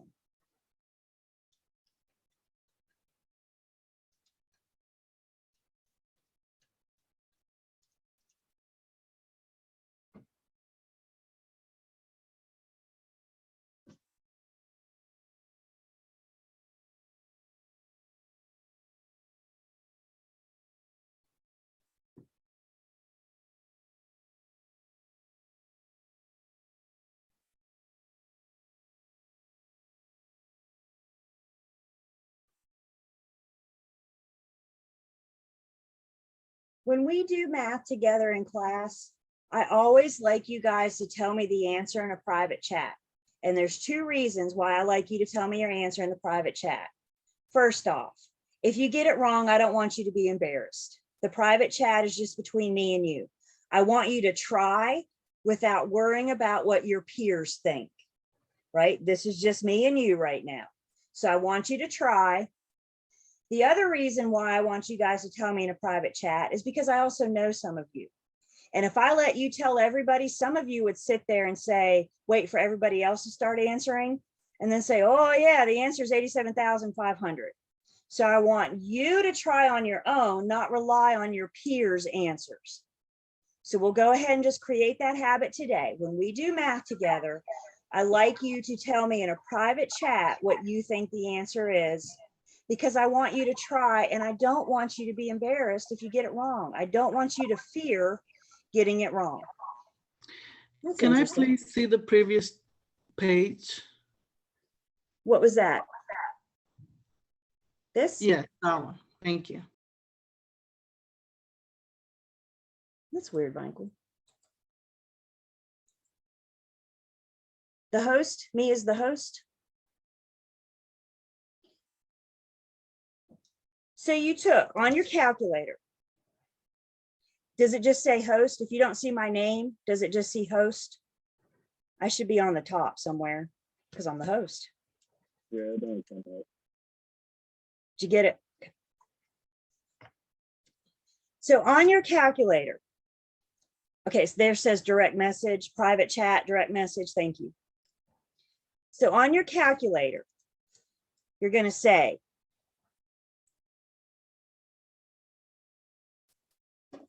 350,000 times 25%, and then just stop.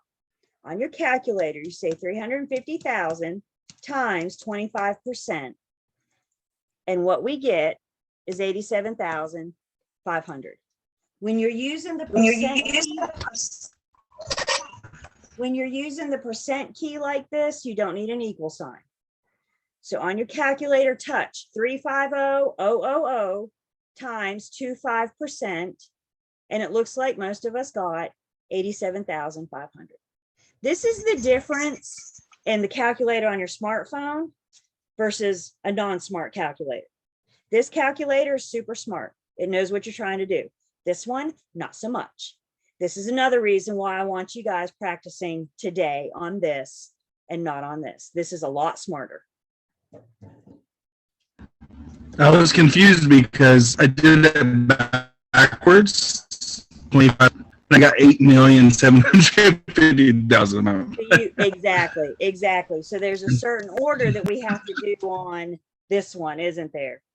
And this is another reason why I want you going calculator shopping today or this weekend. Yep. Thank you.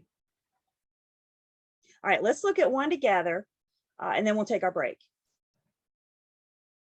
Perfect. Somebody else. And this is the other thing I like to say about math. There's more than one way to do it. Everybody's brain sees it differently. So if you do 350,000 times 0.25, and then you have to say equal, don't you? So if you use the percent key, you don't have to say equal. If you do use the percent key, you don't have to say equal. And that's the fun thing about math, you guys. There's more than one way to see it. So if your brain sees it differently than mine, as long as you get it right, I don't care how you get there. Just get it right. Okay, I don't want to see your work. We're not in high school anymore. I don't need to see your work. All I need to see is A, B, C, or D. Did anybody else back in high school ever have points deducted because you didn't do the problem the way the teacher thought that you should? Was that not infuriating? You got the right answer, but you didn't get there the right. Is that not the most infuriating thing? That's why I hated math, because I saw it different than she, and we got the same answer, but she was like, but you didn't do it right.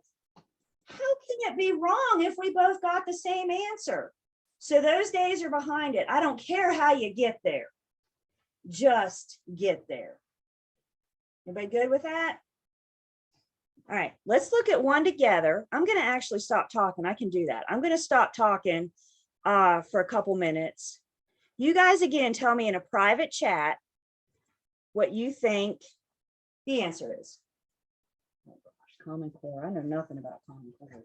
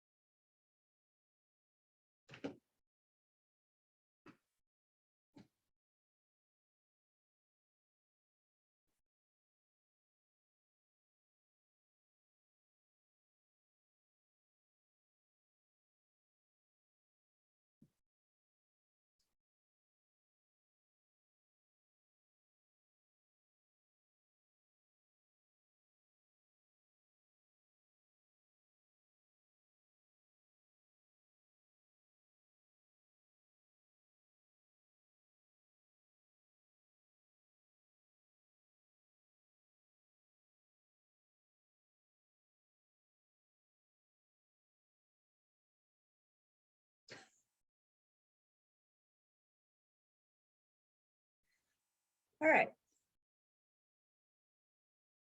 So when you guys see a math problem, actually, when you see any question, any quiz question, exam question, whenever you see a question, the very first thing that I want you to do is just read the question. Just read it. You see math and you just want to pick your pencil up, your calculator up, start doing something. You don't know what you're doing if you don't know what the question says though, right? So the very first thing I want you to do is just read. So Lane sells her home for $250,000, pays her real estate agent's firm a commission of 5% of the sales price. What is the total commission paid? My only focus of this question is what? The only thing I care about is the information that gets me to the total commission, right? Always focus on what the question's asking you, math and non-math. Remember what we said the word of means? The commission is 5% of what? Of the sales price. So to find the commission, I'm going to take the sales price, of means multiply. And I'm going to take on my calculator, however you want to do this, 250,000 times 5%. And we see that the firm gets a commission of $12,500. How much of this do you get? We're going to talk about that in Unit 8. We'll talk about your commission. We'll talk about how you get paid. I will get there, I promise. Questions I have a so question. far? Yeah. Didn't you line this up like the T-chart as Travis Everett teaches? As soon as we come back from break, I'm going to introduce you to my favorite tool that's called the T-bar. So as soon as we come, that's my very next slide. I'm a huge fan of the T-bar. So we will talk about that when we get back from break. So let's go ahead and take 10. And when we come back, I'll introduce you to the T-bar.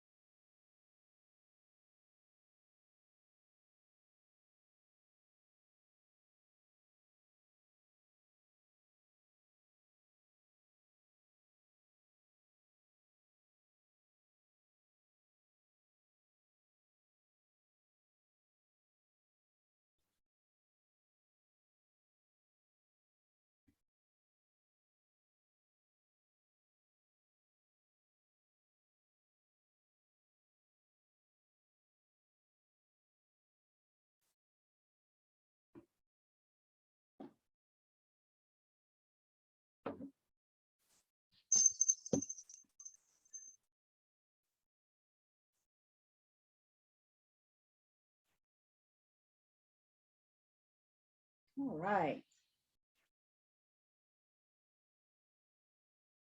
Are we back? How we doing so far? Still doing good? Hanging in there with me? Cool. So camera's on, and we will go ahead and take attendance. Camera's on, and I can see you. Everybody go with that. That's twofold.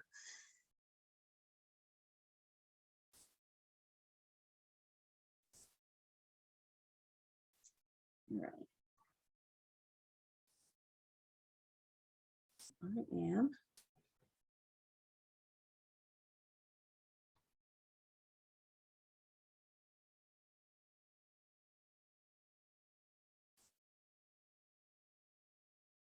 Okay. So,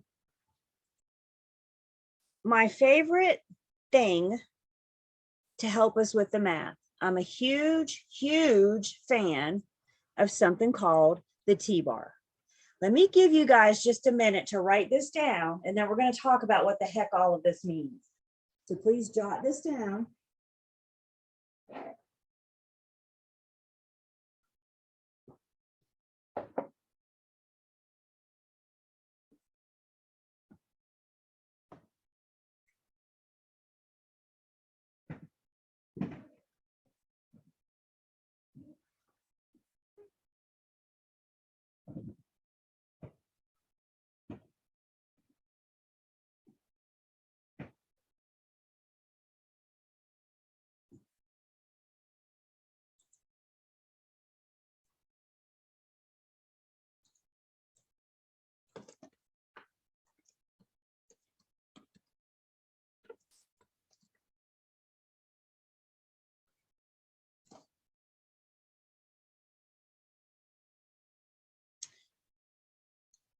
So the T-bar looks at three components, three variables. And the three variables are the part, the whole, and the percent or rate. We're going to talk about the part and the whole in just a second. The back fourth line on the T-bar, east-west line, back fourth line, whatever you want to call it. The back fourth line means divide. The up-down line means multiply. So by studying the T-bar, by using the T-bar, it actually gives me three different formulas. If I want to solve for the part, if the number on top is my X, my unknown variable, I take the whole times the percent. If my unknown variable is the whole, I take the part and divide it by the percent. And if my unknown variable is the percent, I take the part and divide it by the whole. So you have choices. Do you guys like choices in life? We may not always like our choices, but we almost always have choices, right? You either work with me and trust that we can use the T-bar, or you memorize these three formulas. You have choices. The rate or the percent always goes here. Whoa, did y'all just hear my absolute word? The rate or the percent always goes in the bottom right. That shouldn't be a question to you. When you're reading a word problem and you see rate or percent, boom, Julie says that goes in the bottom right. The other two variables we'll work with as we go, but generally when we refer to the part, the number on top is going to be smaller than the number on the bottom left. I got an exception that we will get to, but for the most part, the number on top is going to be smaller than the number on the bottom right. There's so many reasons I like the T-bar, and part of my mission for each class is to like sell you guys on this. So the more people I can convert to T-bar fans, I feel like the better job I did. So if you're not with me just yet, don't worry, I'll get you. I'll get you. Let's just talk out loud for a minute. Let's say that you're reading a problem and it tells you that your commission is $3,000. Your commission rate is 3%, And the problem wants to know what the sales price is. When you read a word problem, the majority of the time, when you see the word rate or percent, you can throw yourself down a T-bar. Again, there are some exceptions. I can't use the T-bar for all of this math. There are some formulas that we just have to know. We'll get there. But most of the time, when you're reading a word problem that says rate or percent, you can throw down a T-bar. I read the word problem and I saw 3%. Julie says the percent goes where? Always, always, always, and the bottom right. You shouldn't even have to think about that by the time I'm done with you. The rate or the percent always goes on the bottom right. So now we just got to figure, does 3,000 go on top or does 3,000 go on bottom? What am I solving for, the top or the bottom left? Which is smaller, commission or sales price? Unfortunately, commission, right? So in this case, we would put commission on top, which means I'm solving for my X. My X is my unknown variable, the sales price. Remember that back fourth line means divide. So on your calculator, you take 3,000, divide it by 3%. And I get a sales price of $100,000. 3,000, and all I did on my calculator, I said 3,000 divided by 3%. And I get a sales price of $100,000. I'm gonna put that down there. One thing I like so much about the T-bar. What if you're in the throes of your test and for the life of you, you cannot, does the 3,000 go on top or does it go on bottom? Oh, I don't remember. Oh, I don't know. Instead of staring at a blank piece of paper, waiting for numbers to magically appear in front of you, which they're not going to do. One thing that the T-bar allows us to do, it could allow us to save time on the exam. If you don't know what number goes on top, what number goes on bottom, the percentage is not the issue. Take that out of your, oh, what do I do? Percentage always goes bottom right. And if you're not sure, does 3,000 go on top? Does 3,000 go on bottom? Take 3 seconds and switch those numbers. Let's see which answer makes more sense. If I put the 3,000 on top or the 3,000 on the bottom left. The up down line means multiply. If I take 3,000 times 3%, I'm getting a sales price of $90. Does it make sense for me to sell your house for $90 and I get paid $3,000? It'd be nice, wouldn't it? But the reality is that just doesn't work that way. So by taking the numbers and flipping them, you may be able to save yourself some valuable test time. I offer math tutoring for pre-licensing, and we're not there yet, but hands down, I've been doing it for like 15 years. Hands down, the number one question I get in math tutoring is when do I divide and when do I multiply?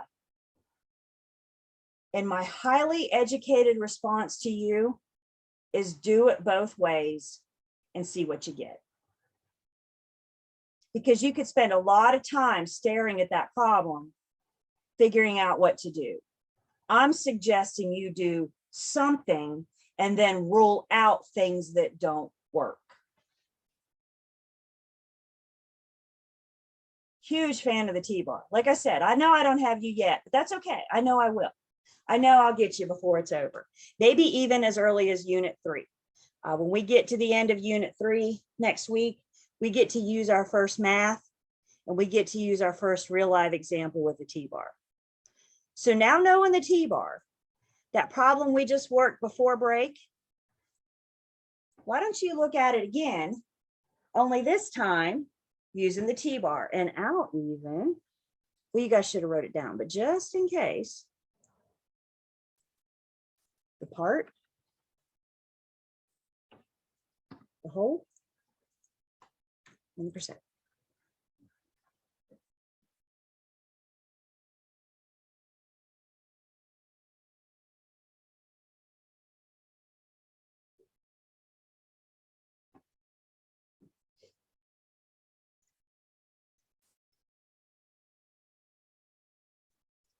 And you're welcome to tell me in a private chat. I know we know the answer, but if you want to tell me in a private chat, you're welcome to. I'll give you about 30 more seconds. Put it in T-bar format.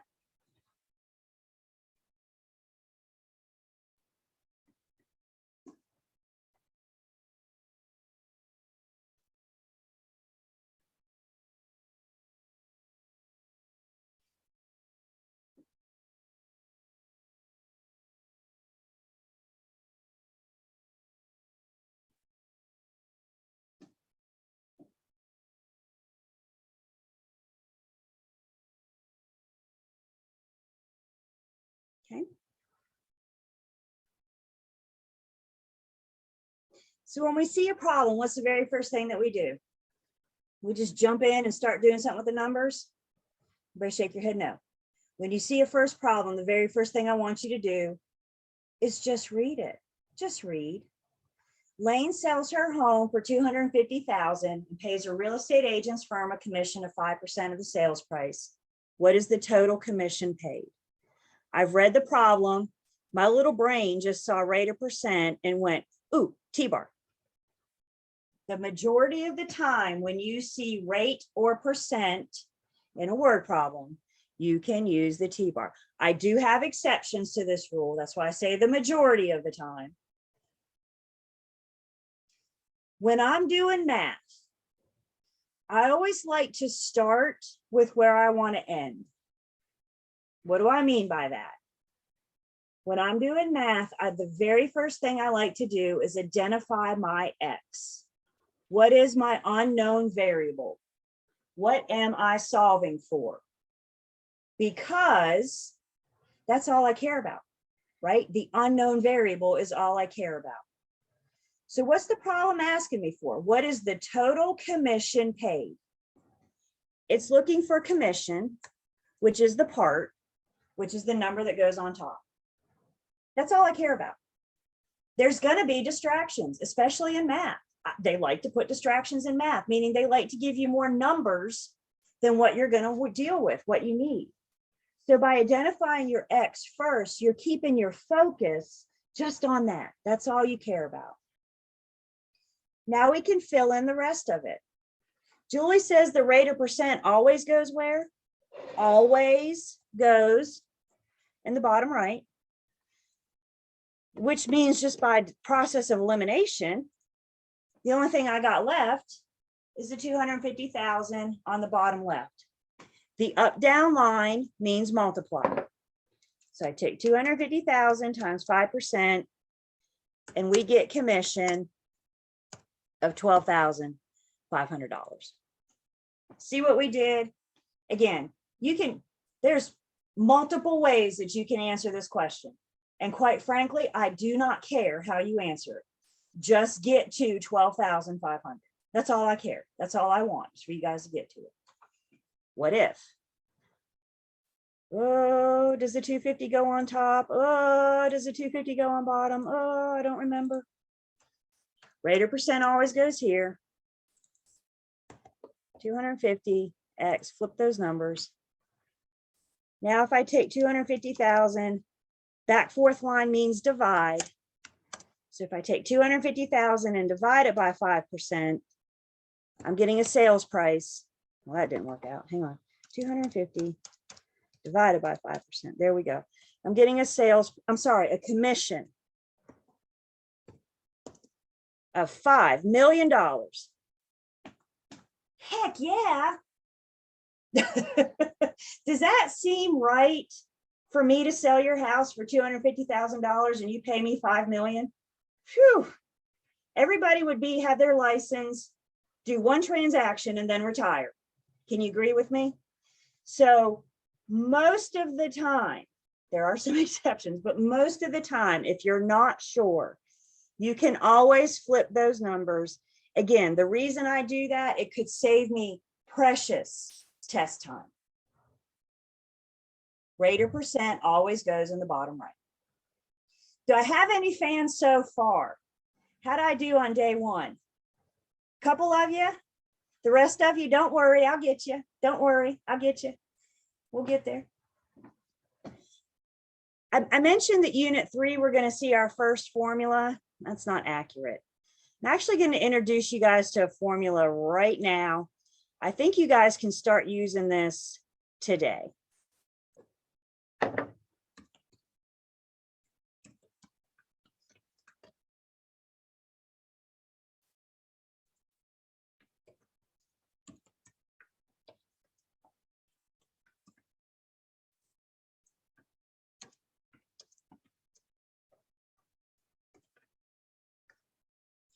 I want you guys to start grading yourself as you're taking these practice tests.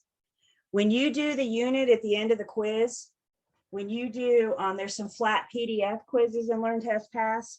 I want you guys to start grading yourself now so you can gauge yourself as you go. Guys, truth be told, we should not have any surprises on test day. If you're gauging yourself, if you're grading yourself now as you go, we should be able. So let's go back again. Let's go back to unit 1 just for 1 second. The quiz on unit 1 are on pages 17 and 18. The quiz in unit 1 is a 20-question quiz.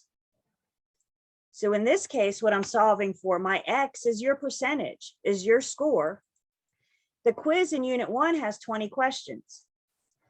So let's say you take the quiz in unit 1, the quiz in unit 1, and you get 14 right. You get 14 out of the 20. The back fourth line means divide. So you take 14 divided by 20, and you get a score of 0.7. The rate is 0.7. Move your decimal over 2 places to get 70%. To pass my exam, you have to have a 75%. Did you just pass the quiz at the end of unit 1? What should you do now? Go back and fine tune it. Go back and review it. Go back through it. You guys with me? This is what I mean by gauging yourself. If you're grading yourself as you go, you know how you're doing. Some units you're going to be stronger than others. Use this to help you identify your areas of weakness and what units can help up your score. So you take the number you got right, divided by the total number of questions, and that gives you your score. I encourage you to shoot for an 80%. Yeah, you only have to make a 75 on my exam. You know, 80, give yourself a little, at least give yourself a little bit of wiggle room. If you just want to do the minimum, then 75% is it. But give yourself some wiggle room and some room for error. Questions, comments, or concerns?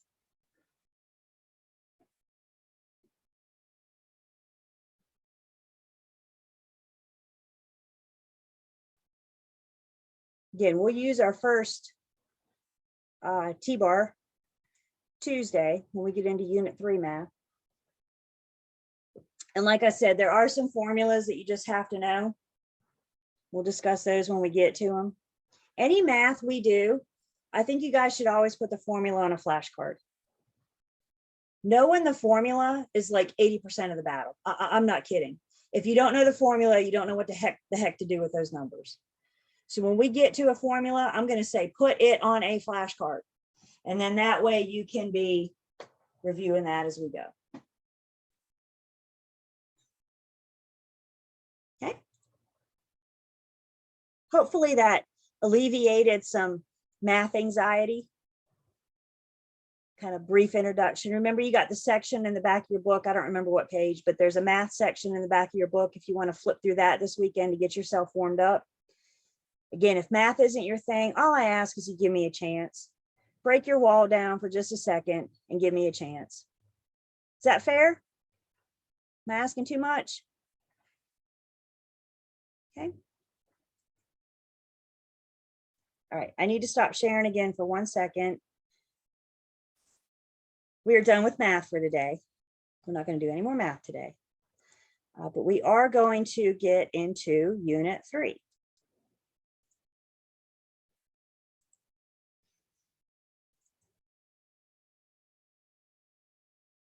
Unit 3 starts on page 51 while I'm pulling it up.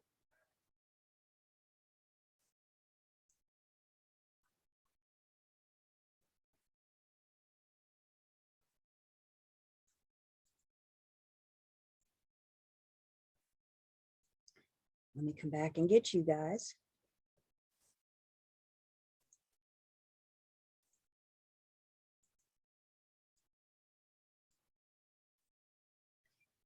Unit 3 is all about encumbrances. Everything that we're going to talk about in Unit 3 is an encumbrance. And at first, we're going to define what an encumbrance is. But it's important that we understand that Unit 3 is all about encumbrances. So in Unit 3, we're going to identify what an encumbrance is, and we're going to talk about the different types of encumbrances.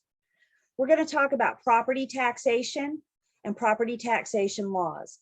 Every single property in the state of North Carolina is subject to property taxes. So we're going to talk about those taxation and those tax laws. And then our first math that we will not get to today, so we have this to look forward to on Tuesday, is property tax math. So let's first start by talking about what an encumbrance is.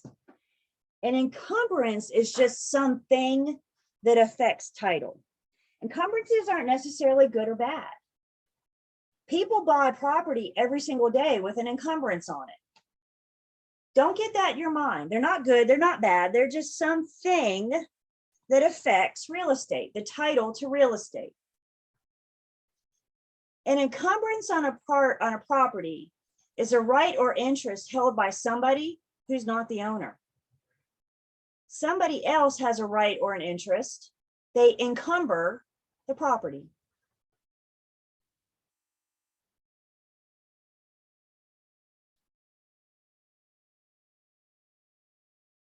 The first type of encumbrance that we're going to talk about is a lien. When you see the word lien, I want you to see the word loan. Take the word lien and convert it, to loan. If you have a lien on your property, that means you owe somebody some money. If you have a lien on your property, means you owe somebody some money. And that lien is encumbering the property. It's affecting the title. A lien is a non-possessory charge. If there's a lien on the property, they don't have possession rights. They don't have ownership. They simply have the right to collect. That's why the creditor is doing by putting a lien on your property, is trying to collect. Liens are going to be recorded at the Register of Deeds in the county in which the property is located. One of the big responsibilities of our closing attorney, and we'll talk about our attorney in Unit 5, the buyer hires the closing attorney. And one of the biggest responsibilities of the closing attorney is to do a search of the public records and look for liens on the property. The seller is required to pay off those liens before they can convey the property to the buyer.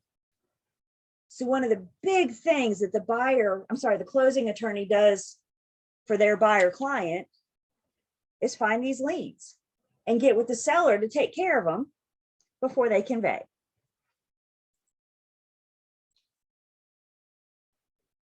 We have a couple different types of liens, two types of liens. The first type of lien is a specific lien. A specific lien is specific to the property. A specific lien attaches to 123 Main Street. It's only the property that's affected by the lien. So why does the buyer hire the closing attorney? One reason is because if these specific liens aren't found, they're not going to follow the seller when they sell. They're going to stay on the property and encumber the buyer. Isn't that a good reason to hire an attorney just right there to make sure that you don't get somebody else's debt? My gosh. So this is why the attorney looks for these specific liens, things that are specific to the property. Remember our big fancy word from Tuesday, appurtenant? What does appurtenant mean? It runs with the land, doesn't it? Specific liens are appurtenant because they attach the property. Unless we clear them up, they just don't go away on their own.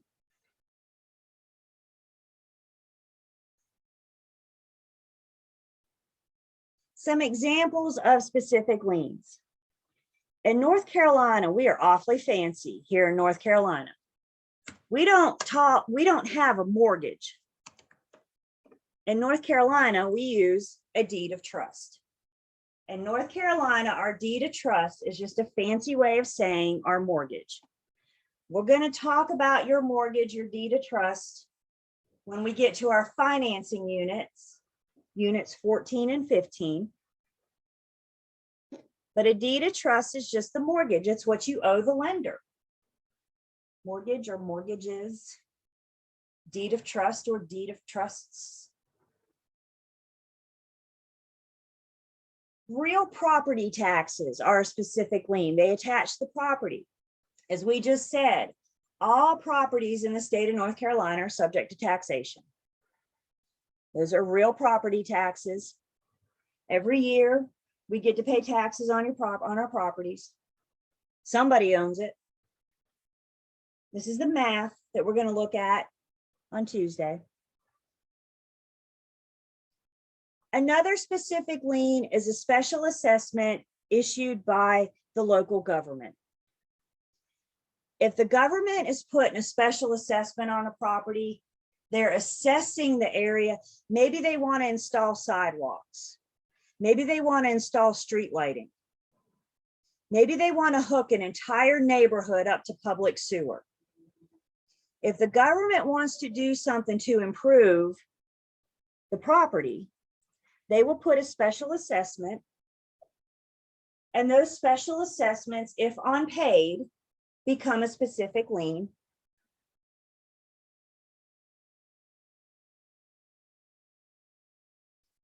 Another specific lien is a mechanic's lien. Hang on to that. We're going to talk about that more in just a second. And then the other one that we have, the other specific lien that we have is a North Carolina commercial real estate broker. The North Carolina commercial real estate broker may be able to put a specific lien on the property to protect their commission. Unfortunately, this is commercial, not residential. And there are certain laws and rules in place that go beyond the scope of this class. If you're going into commercial, you'll learn more about this. But we just know that this specific lien may allow a commercial broker to put a lien on a commercial property to protect their commission.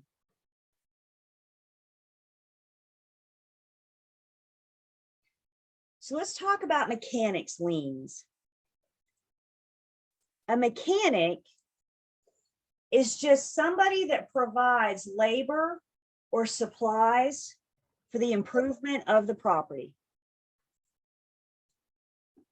They provide labor or materials meant to improve the property. Why don't you guys tell us in the chat, what do you think an example of a mechanic would be? Should be like an hour, but I'm sorry? Who do you think would be an example of somebody that would be a mechanic? Who would provide labor or material? So let's see what we got here.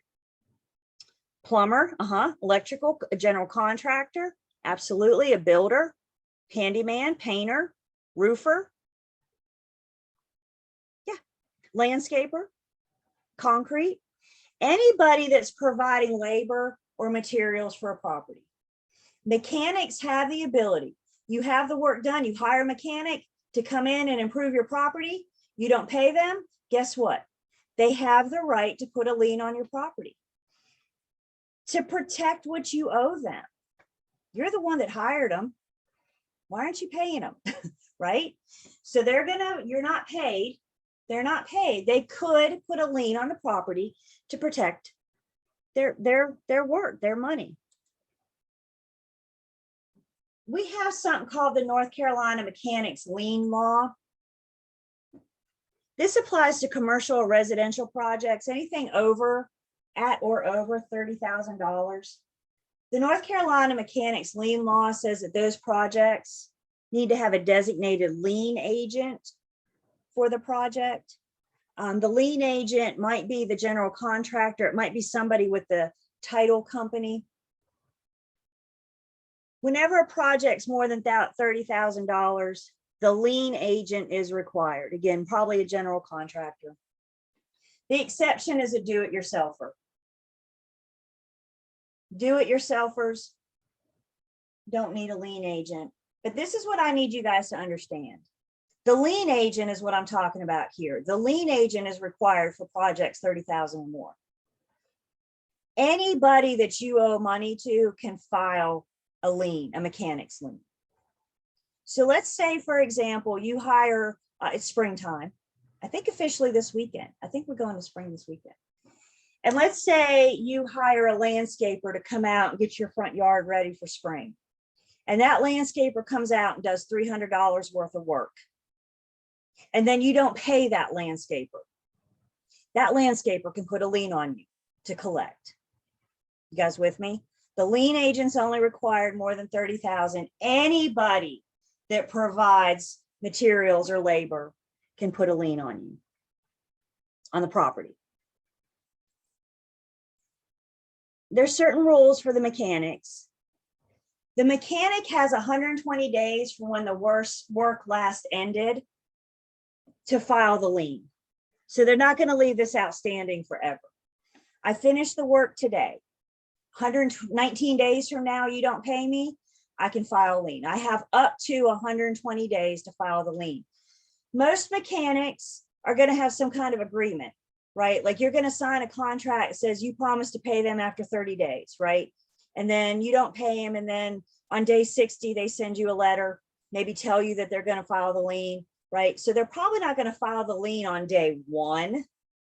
They're going to give you the opportunity to pay, but they do have to keep their time frame in mind, because the rules say that they have to file the lien within 120 days from when they finish the labor, from when they provide the labor or the materials. The mechanic, within 180 days of finishing the labor, the materials, can bring action to enforce, meaning if they really, really wanted to, they could foreclose on you.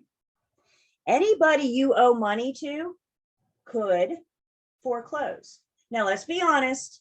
Is the landscaper in the business of foreclosing on properties? They're in the business of landscaping, right? It probably isn't worth their time and money to foreclose on you for a $300 bill, right? So am I saying they're going to run out on foreclose on you? I don't know. I'm telling you they can't. They have that right. So any unpaid lien has that right. Specifically with the mechanics liens, they have within 180 days after the work to bring action to enforce. If they don't file the lien within 120 days, or they don't bring action to enforce within 180, they've lost their right to collect. They've lost their right to foreclose.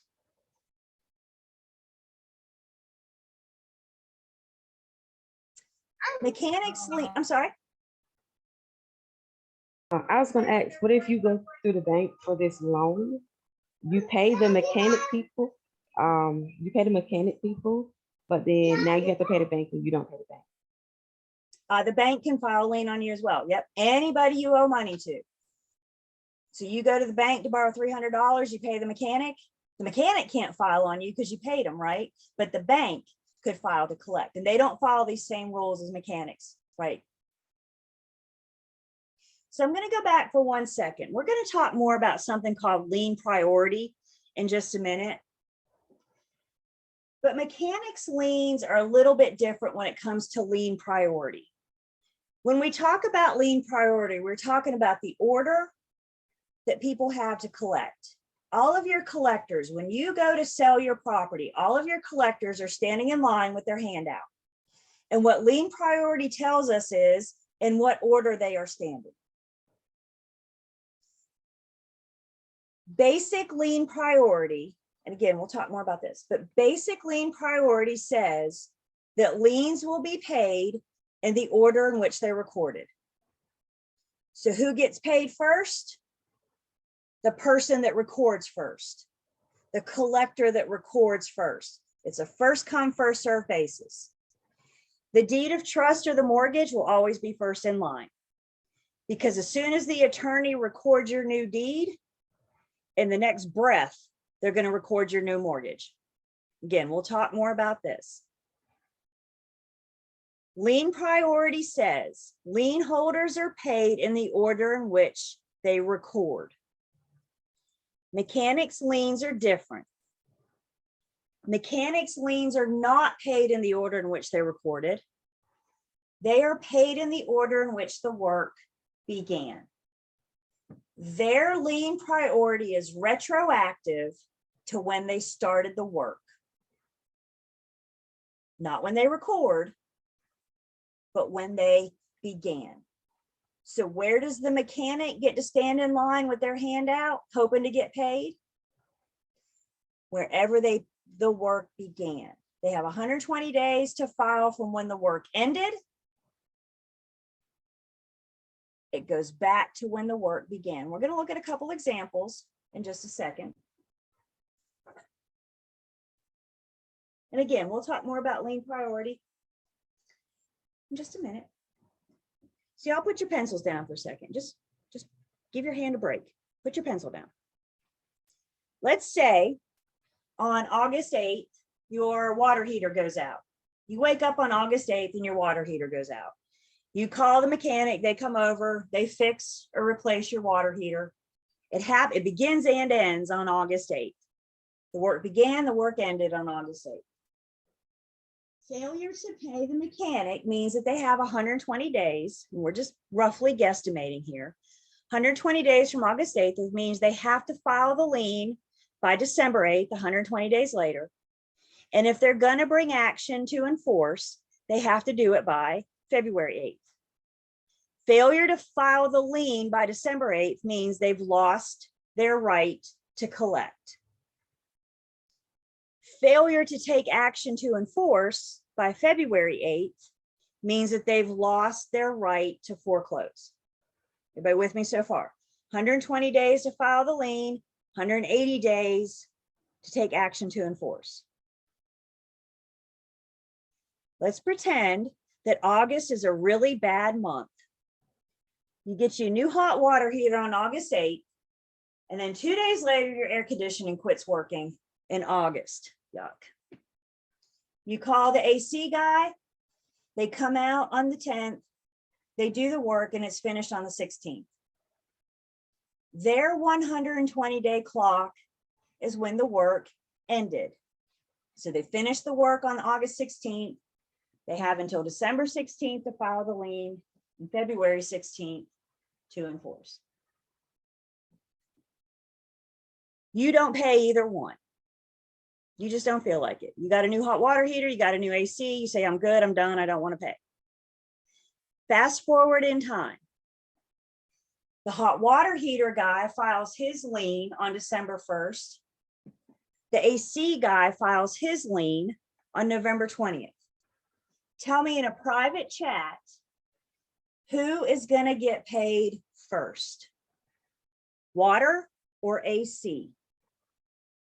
Who is going to get paid first?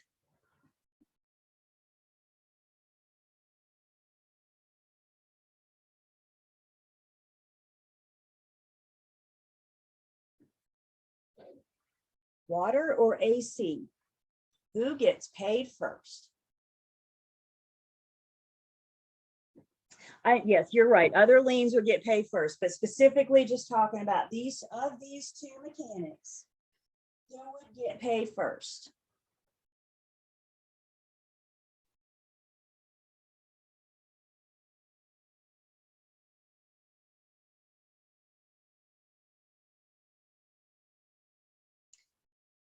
The answer is the water guy. Why?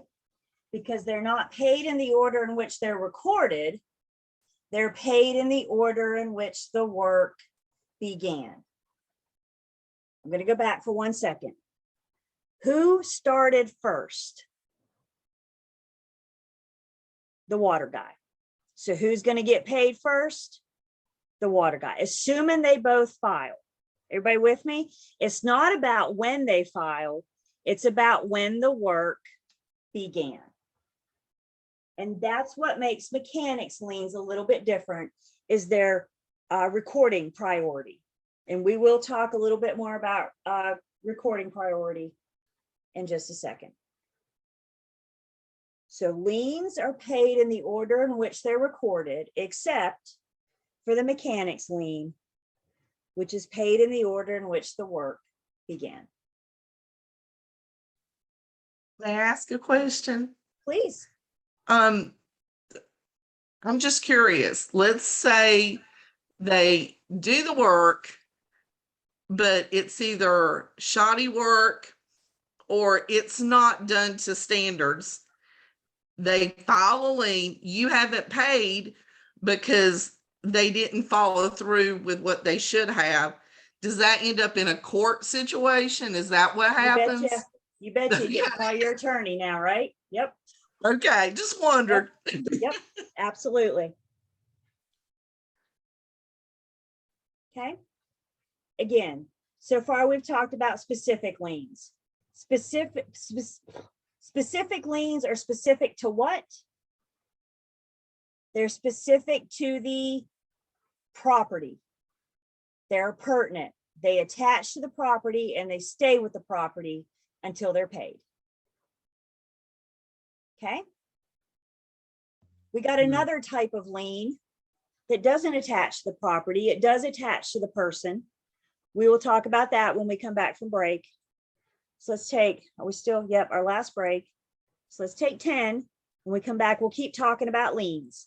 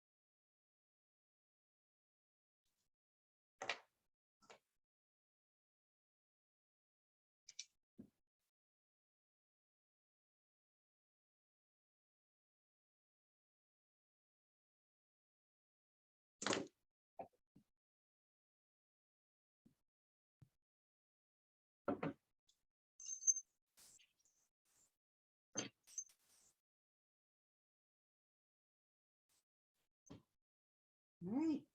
Last hour of the first week of class. I'm not gonna lie to you guys. Time goes by fast. Hang on to y'all's hats, because the next couple months are gonna be a blur. It's gonna be like tomorrow, I'm gonna stand in front of you and say, remember when we met each other in March, right? It's gonna go by that fast. So hang on to your hats, enjoy the ride, and learn as much as you possibly can as you go. Okay, so if we're back, cameras are on. Or when we're back, I should say. And you're in front of them. And I'll take screenshots.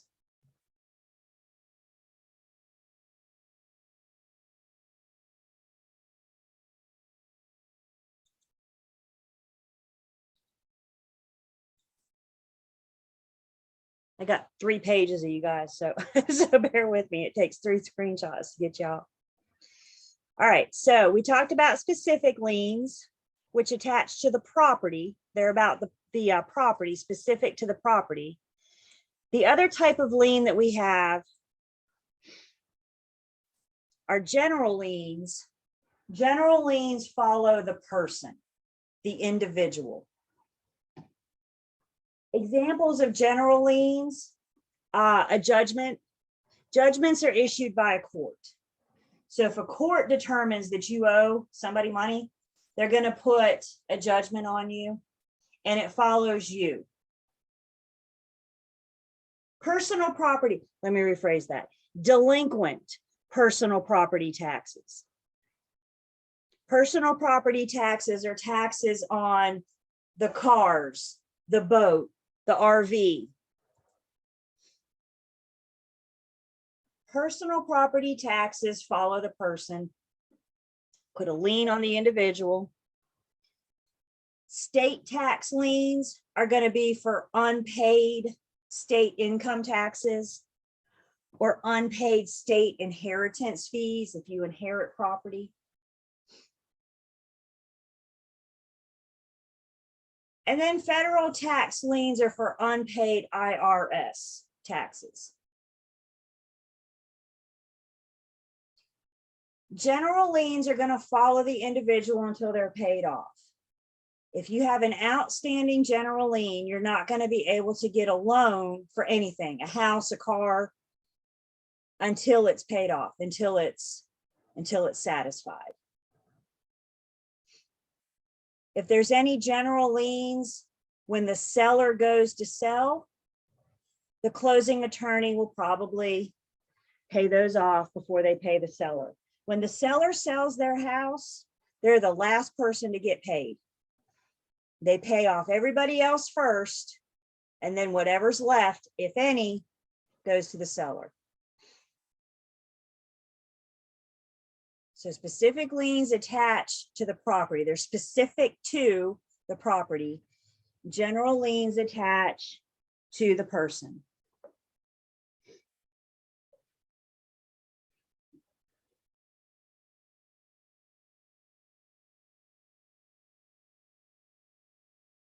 Just to mention real quick before we talk about lien priority, we briefly mentioned a homestead Tuesday before we left. I think that was literally the last thing we said before we left. The homestead is just a legal life estate. We talked about in Unit 2. What we're talking about here with the liens, with the encumbrances, in North Carolina for homesteads, there's exemptions to enforce the general judgment liens.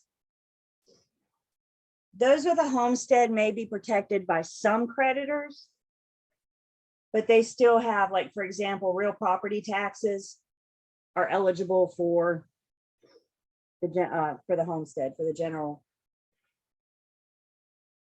This is all you need to know, if you need to know it. So let's talk about lien priority. Again, when I talk about lien priority, we're referring to who gets paid when. We have something called superior liens. Superior liens are real property taxes, current and delinquent. Superior liens are also government special assessments, not HOA special assessments, but government special assessments. When the property is conveyed, when the property is sold, superior liens will always be paid first. If you're delinquent on taxes, let's say you never paid 2021 taxes, the government's going to get paid first. If you have any outstanding government special assessments, they're going to get paid first. That's why they're superior liens. They're superior to all other liens. Bottom line, the government makes the rules. The government's going to make sure they get paid first. It makes perfect sense to me. If I made the rules, I would make sure I got paid first. Would you not? So the government has themselves superior liens, and they're going to make sure that they get paid first. Once the superior liens are paid, all other liens are paid in the order in which they're recorded, except for the mechanics lien that is paid in the order in which the work began. So again, let's imagine the scenario, the picture. You're going to sell your property. The buyer's closing attorney does a very thorough search of the public records, and they find out all the outstanding liens on you and your property. All of these people with outstanding liens, imagine them standing in line with their hand out. We're all waiting on this property to sell, right? Because when it sells, woohoo, we all get paid. So everybody's standing there in order with their hand out, waiting on the proceeds of the sale to get paid. Once everybody's paid, the seller gets what's left.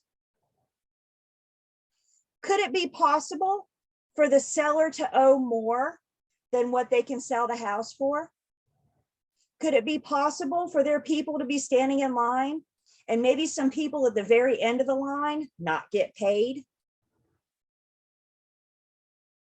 When the money's out, the money's out. The only thing the attorney has to work with is a sales price, right? They can't manifest some money somewhere. So if the seller owes more than what the property's worth, then there are going to be some people at the end of the line that may not get paid. But at least by filing the lien, they have the potential, they have the possibility of getting paid. I'd rather have a place in line than no place in line. How about you guys? I'd rather have the possibility, the potential. If you don't get paid, we'll talk about what happens when we get our financing units, 14 and 15. I mean, you could always try to sue, but if they ain't got no money, then they ain't got no money, right? So you might not be able to collect, but at least by filing the lien, you have the right to collect. By filing the lien, it gives you the right to stand in line with your hand out and hope that there's enough to get to you at the end. Again, it's our Vegas odds, right? I'd rather have the chance to stand in line than not be in that line at all. We'll talk about foreclosures, short sales. We'll talk about when the seller owes more than the property is worth. That's our financing units, units 14 and 15. Questions on liens?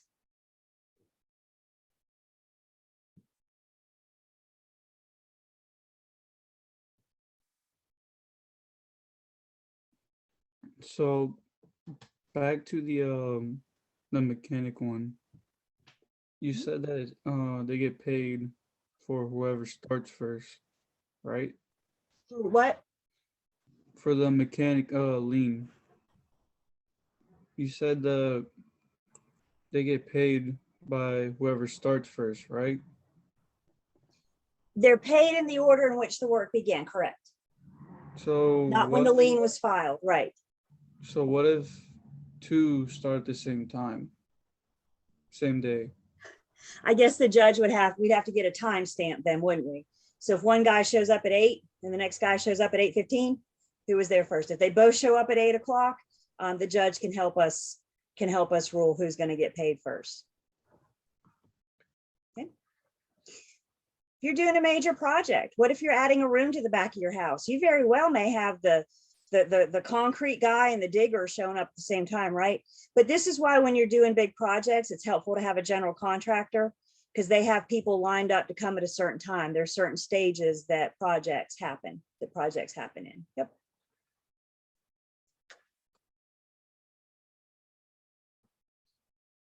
Okay. A lien is an encumbrance. What is an encumbrance? It's something that affects the title. A lien is an encumbrance.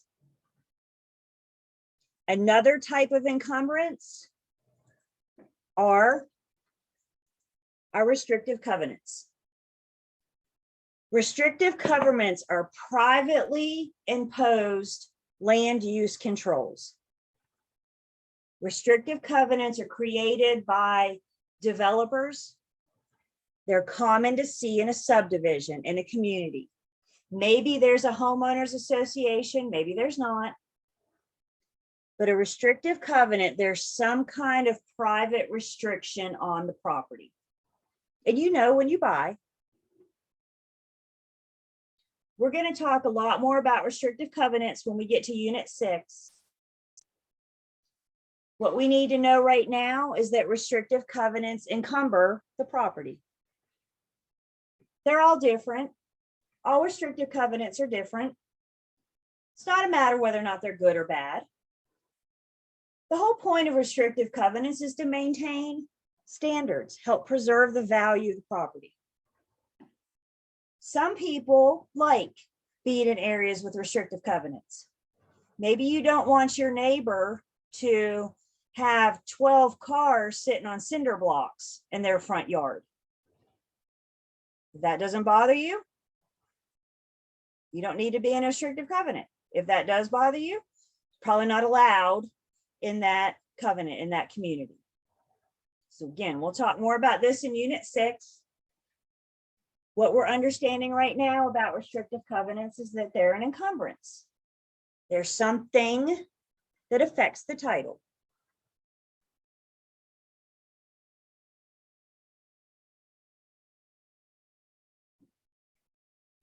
Another encumbrance is something called a lis pendens. Here's our Latin lesson for the day. Lis pendens means pending litigation. A lis pendens is a legal stop. Don't you buy this property? There's a current investigation going on, and depending on the results, may or may not be the sellers. Think of it as a legal stop, a legal warning. It's going to be on public records, so the attorney can find it. And they will probably advise the buyer, don't buy it now. Wait for this pending litigation to be over. We know the outcome. So we know if this is sellers to sell, if they can sell it when this is over.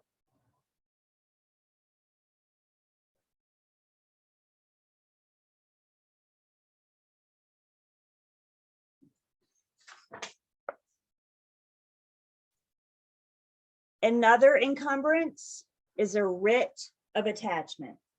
Again, it's another legal stop. The courts are probably in the process of seizing the property. Don't you buy this property because the court's coming to get it.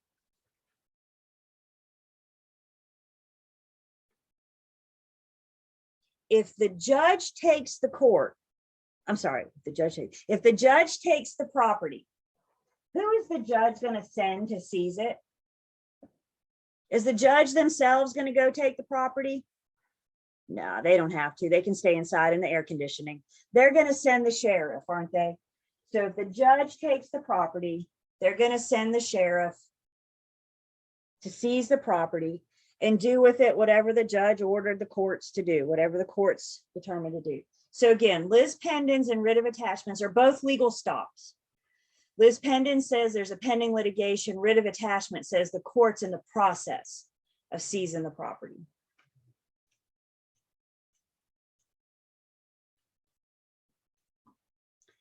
Another encumbrance that we have that I'd be willing to bet each and every single one of us have on our property is something called an easement. Do you guys like power? Do you like electricity? Do you like water, running water? If you have these luxuries, you have some kind of easement on your property, public, I should say. So most properties have some sort of easement. An easement, there's no possession. An easement is a legal right to use somebody else's land. Duke Power has a legal right to have their power lines on your property. The city has the legal right to have their pipes on your property to get running water. Now, if you're on a private well, an on-site septic, and you operate by kerosene heater, you may not have an easement, right? But if you're hooked up to public anything, electricity, water, sewer,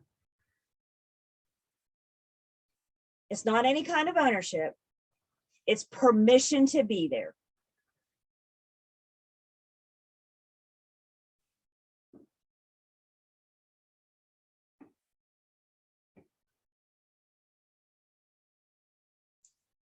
There are two types of easements. The first type of easement is an appurtenant easement. What do we know about the word appurtenant? It runs with the land. So what does this easement do? An appurtenant easement conveys from one owner to the next. It runs with the land. An appurtenant easement only affects two adjacent lots. Adjacent meaning they touch. Two lots side by side. Appurtenant easement is only two lots. With an appurtenant easement, there's two lots. One is the servient tenement, the other one is the dominant tenement. And what we're doing with the easement, the dominant tenement has permission to use the servient's land. The dominant is the one doing the using. The servient is the one being used. The servient is the one that's burdened by the easement. Let's look in your book at a picture on page 56. On 56, we have lot A and lot B. And for whatever reason, lot B cannot chop down those trees and build a driveway. Maybe that's a protected area. Maybe that's a restricted area. And the only way lot B can access their property is to cross over on lot A's lot. You guys see that? I don't know why they can't cut the trees down. We're not going there. But for whatever reason, those trees can't come down. And the only way they can access their property is to drive over lot A. Lot A is the servient. They're the ones being used. Lot B is the dominant. They're the ones doing the using. The PT, or problem topic, is to understand that it's appurtenant to both tracts of land. So if A sells to another buyer, the new owner has to honor that easement. If B sells to another buyer, the new owner has to honor that easement. Why? Because it's appurtenant on both. A lot of the times the way these begin, and y'all excuse my, I'm no Bob Vila or Bob Ross, which is it? Vila's the handyman, right? I'm not Bob. All right, so I'm not an artist. So let's say there's a lot and you have the road, right? This is a lot and this is the road. And at some point, the owner of this lot decides to subdivide the lot. And now we have two tracts of land, lot A and lot B. In just a minute, we're going to discuss how Homeowners can't be landlocked. You can't deny somebody permission from accessing or leaving their property.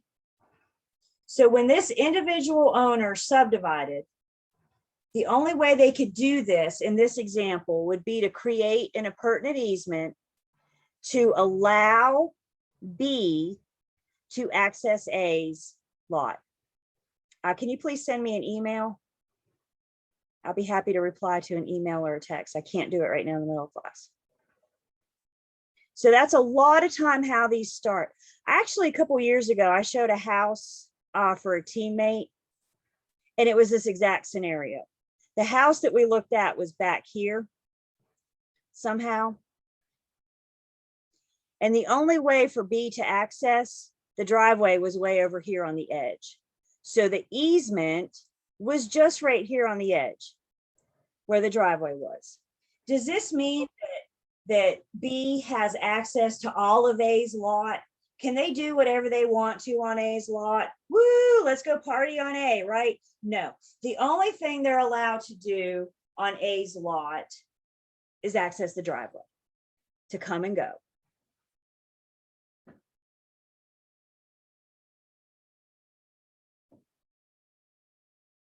So that's an appurtenant easement.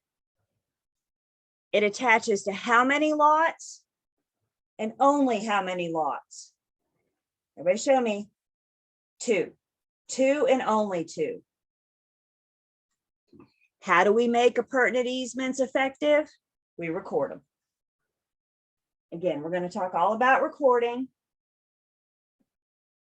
in unit 5, I think. Appurtenant easements must be recorded. Appurtenant easements are pertinent on both tracts of land.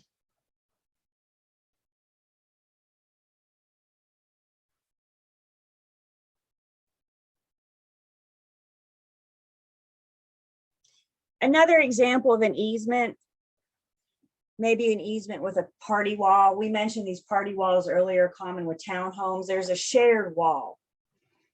May also refer to a shared driveway. Can you guys see this picture okay? These guys got a whole lot going on, don't they? Not only do they have a shared driveway, but check it out. They got a shared wall on their garage. So if the tree falls down on the garage, in the middle of the garage, then both parties are going to have a responsibility. If the driveway needs repaired, then both parties, because it's shared, they're sharing that. Shared driveways, you see these quite a bit in like downtown areas. Can see them out in the middle of nowhere too, but I think we see them more common downtown.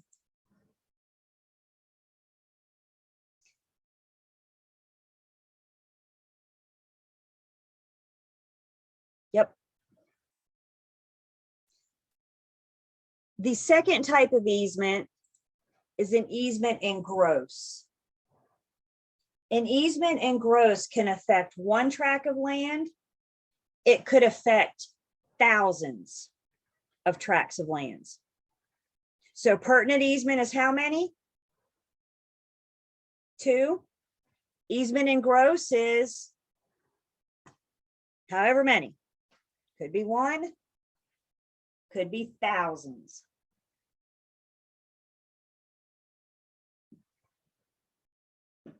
The easement in gross benefits the person or the entity, not the property. It benefits the person or the entity, not the property. It is no benefit whatsoever to the property. There's no dominant estate. There's only a servient, the one being burdened, the one being used. To make things fun, there are 2 types of easement in gross. The first type of easement in gross is called a personal easement in gross. This is the homeowner giving somebody or somebody's permission to use the land. Let's say, for example, I have a pond in the back of my lot, and you want to come fish on my pond. Maybe I give you a personal easement in gross. Maybe I give you permission, officially give you permission to come fish on my pond anytime you want. When I sell the property, when I convey the property, that personal easement in gross goes away. It's not appurtenant. So when I sell the property, you show up on the pond to fish, that's called trespassing. You no longer have permission to be there. That permission ends when I convey the property.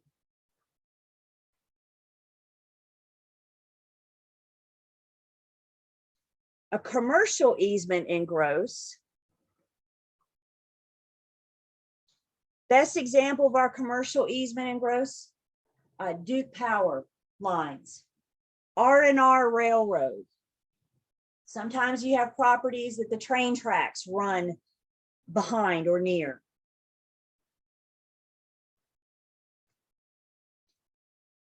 If Duke Power sells, the commercial easement is not automatically transferred. So let's say Julie's Power Company buys Duke. When I purchase Duke, I'm also going, through my attorneys, are going to purchase that commercial easement again. Right? It's not automatic. If Duke shuts down its doors,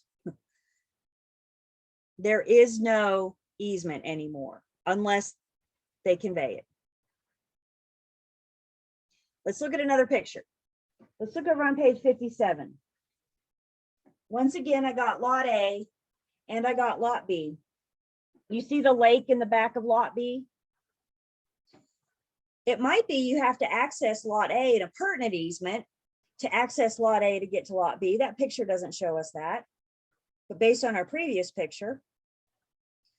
But you see those power lines in the back of lot A running over lot B? That's our commercial easement in gross. This comes up on the news every once in a while. You guys see on the news sometimes that homeowners are complaining because the city just came onto their property to service their equipment. The problem is they have a commercial easement in gross. They have permission to be there to service their equipment. You can't deny Duke coming on your property to service their equipment. You can't stop the train from going down the tracks in the back of your house. Please don't try to stop it. You're not going to win. You cannot prevent that train from going down the tracks in the back of your lot because it's a commercial easement in gross. Let's see, personal growth may be neighborhood mailboxes on a single property.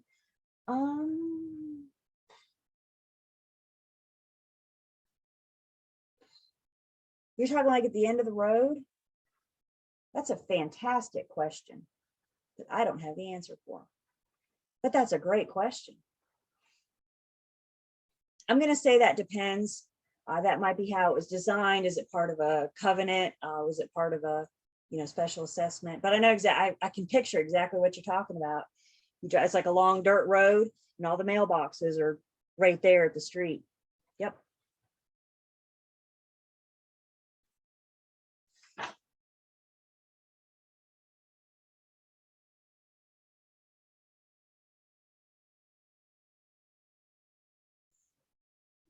Easements can be created a couple different ways. There's 3 ways that easements can be created.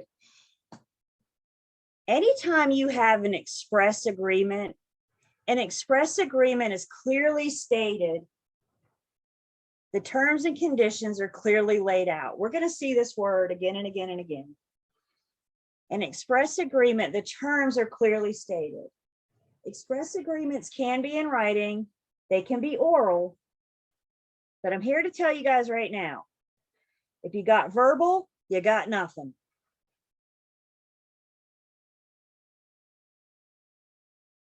If it's not in writing, it doesn't count. So while you can have an oral express agreement, you can't hold anybody to it. So an express agreement, the terms are clearly stated out. Our example of an express agreement is the party wall, that townhome party wall. When you purchase the townhome, for example, the covenants are going to talk about the party wall. Because both people own that party wall, that shared wall.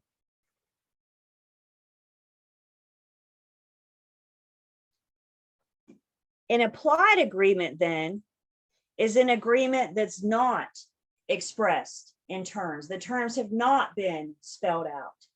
An implied agreement is created by somebody's actions. We don't have a discussion about it. We just start doing it. That's an implied agreement. Again, we're going to see both of those words again and again and again.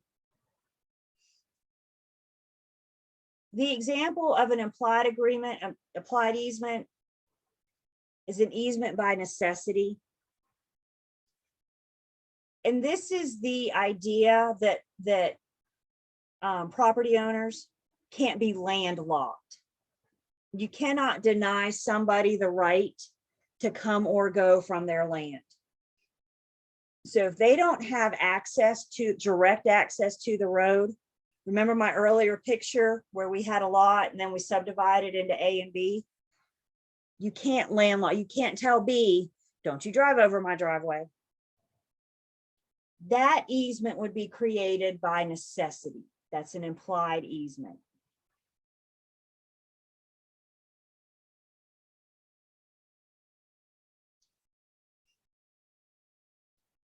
The other way that we can create an easement is by operation of law. A judge can create an easement. And the example of the easement that we have here is something called an easement by prescription. And what an easement by prescription says, if somebody's been using your land for a certain amount of time, generally 20 years, the judge may create an easement by prescription and officially give them permission to use your land. You've been using somebody's land for 20 years. And all of a sudden I show up and say, stop using my land. What are you doing here? You say, I've been doing it for 20 years. I've been fishing on your pond for 20 years. You go to a judge. The judge says, well, why are you going to stop them now? They're going to grant an easement by prescription, create an easement to allow them to use your land, just simply because they've been doing it for so long anyway. When we get into unit 5, we're going to take easement by prescription a step further. Remember, easement is permission to be there. When we get into unit 5, we're going to talk about a scenario where somebody that's been using your land for 20 years may be able to take title to it. So we're going to take permission to be there a step further. They're just going to take it, obviously by the judge. So we'll mention this again next week. Let's see, a question came in. Could the owner of a lot A charge the owner of lot B to use the driveway? Sure, anything's negotiable. Or make them pay. I mean, we have an easement by prescription. So could they? Sure. And who is responsible for repairs or upkeep on the driveway? That's a good question. Remember lot A, who owns the driveway? Let's go back to page 56. Who owns the driveway on lot A? Lot A. So who's responsible for maintenance and upkeep? Lot A. Could lot A go knock on lot B's door and say, hey, we got to do some repair, give me some money? Could they? Sure. Do they have to? I don't know. I'm not an attorney. Guys, remember, bottom line, if parties can't agree to agree, a judge will determine for them. But technically, whose responsibility is that driveway, that portion of the driveway? Lot A, because it's on their property. Let's see, express agreement. Absolutely. An express agreement is one that is clearly stated. All the terms have been spelled out versus an applied, which is just based on somebody's actions.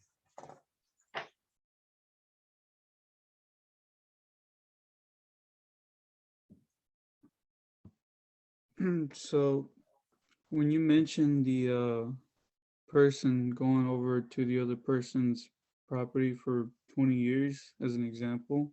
Mhm. So what about like, I forgot what they call it, pretty sure they call it house squatters. Is that the same concept? Maybe if they're there without permission. But after I've been squatting on your land for 20 years, I have the right to go to the judge, be like, what's the big deal? I've been doing this for 20 years now. Why can't you either give me an easement, or better yet, just give me the lot? Give me the title. Absolutely could start with squatters. And don't think of it as the whole property. We're going to talk about, we're getting to talk about the fence in just a second. What if your fence has been on my property for 20 years? And I keep telling you, take it down, you're not doing anything about it, da, da, da, da, da. We'll talk more about the fence. But after 20 years, you go to the judge and say, look, this fence has been on this long. Just give me this portion of the property. Just deed that. I'm not trying to get your whole property now, right? I'm just trying to get either permission for my fence to be there, or what the heck, let's just take the whole property. And taking the property is what we're going to talk about in Unit 5. So right now, I'm just going to the judge after 20 years and say, just give my fence permission to be there. It's been there for 20 years anyway. Just please, sir, create an easement by prescription and give it permission to be there. That's all an easement is permission to be there.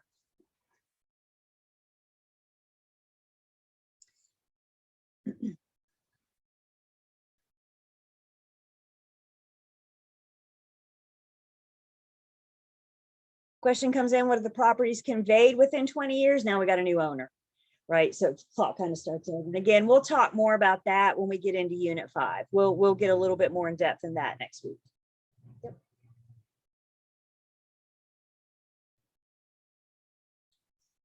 Easements end sometimes. So how do we terminate easements? Cessation of purpose. If the easement was created for a certain purpose, and then that person no longer exists, then there's no reason to have an easement. I give you a personal easement in gross to come fish in the lake on my property. The lake dries up. You no longer have a reason to come fish, right? You have nothing to fish on. The cessation of purpose would terminate the easement. Merger. Remember my two lots that somebody subdivided, right? I have lot A and lot B. What if B buys A or A buys B? Now we just have one lot. We've merged the parcels. There's no need for an easement anymore, is there? It's all my land. It's all my lot. Easements can be released. We could use something called a quick claim deed. Quick claim deed, we're going to talk about deeds in Unit 5. I got several different types of deeds. So we could release the right. And then abandonment. If you just stop fishing on my lot, on my lake, you abandon the easement. After so long, the easement might just kind of, we abandon the lot, abandoned the property. Again, big picture of easements. You just have permission to be there. You don't own anything. You have permission to use somebody else's land.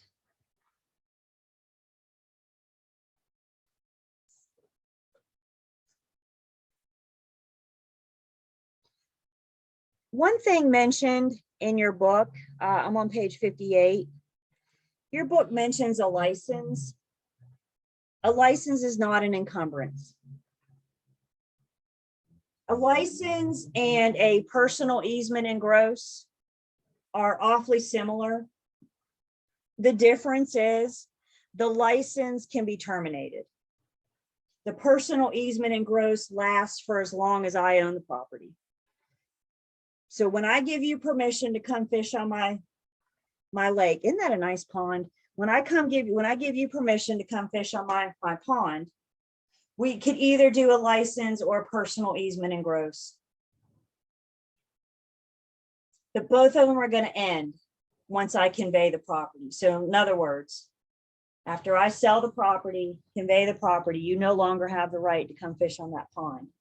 You could knock on the door of the new owner and say, hey, man, can I fish on your pond? Right? Like you could create a new easement with the new owner. But if you show up and start fishing, you're trespassing.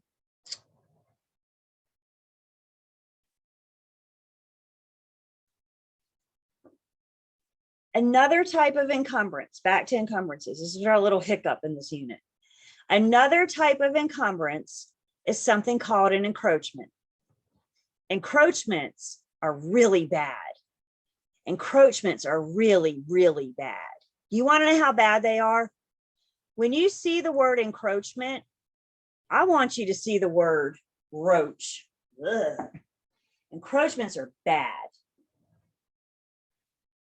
An encroachment, your improvement is extending onto your neighbor's lot. And probably the number one encroachment is the fence. Please hear me when I say this. The only thing you can tell by looking at a fence is that somebody put a fence there.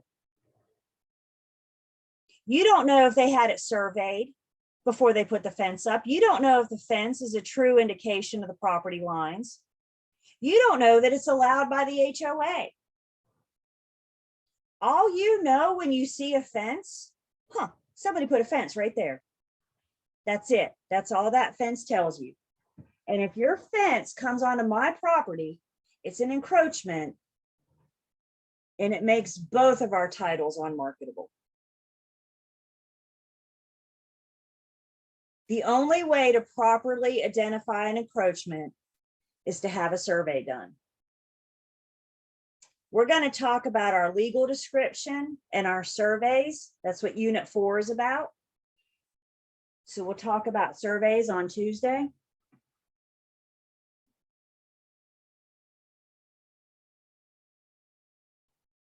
I only know of 2 ways to handle an encroachment. I'm not an attorney, so maybe there's some other ways. But offhand, I only know of 2 ways to handle an encroachment. Either make you take your fence down, get your fence off my property, or create an easement. Give your fence permission to be there. It's the only way I know to cure it.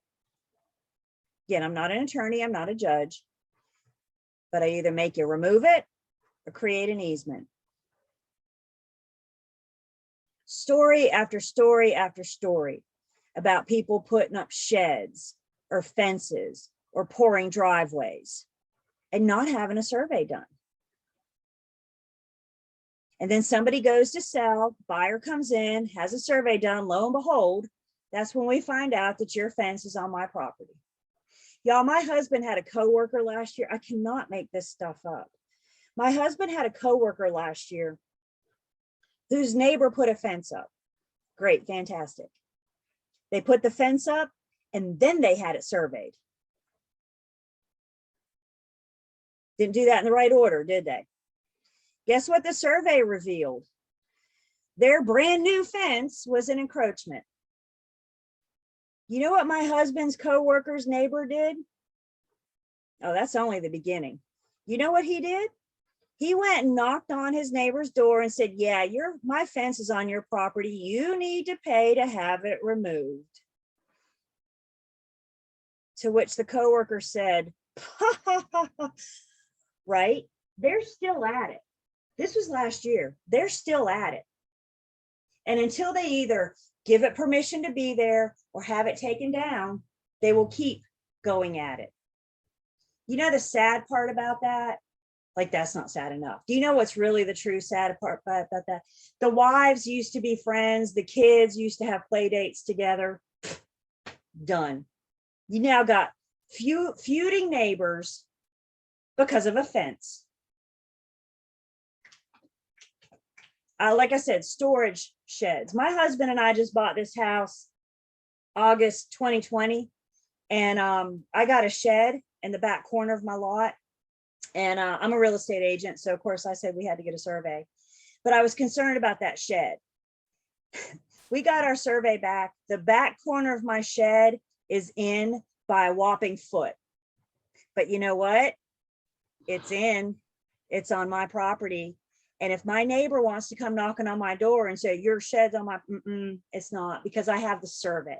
I have it identified and disclosed by the survey. Again, we're going to talk all about the survey in Unit 4 when we come back together on Tuesday. So what So about, here's like, the picture. I have Go a ahead. question. Yeah. So what about like, if you planted a tree? Trees get complicated because you got roots, and roots are pretty much going to go wherever they want to go, right? Like you can't Right. control roots. The question is when the tree comes down. Unfortunately, that's something, you know, insurance companies are going to, you know, have at it. And it may just, unfortunately, again, if we can't agree to agree, it may be one of those things that we may have to settle. So trees can get very, you're absolutely right. They can get very, very complicated, very, very fast. So,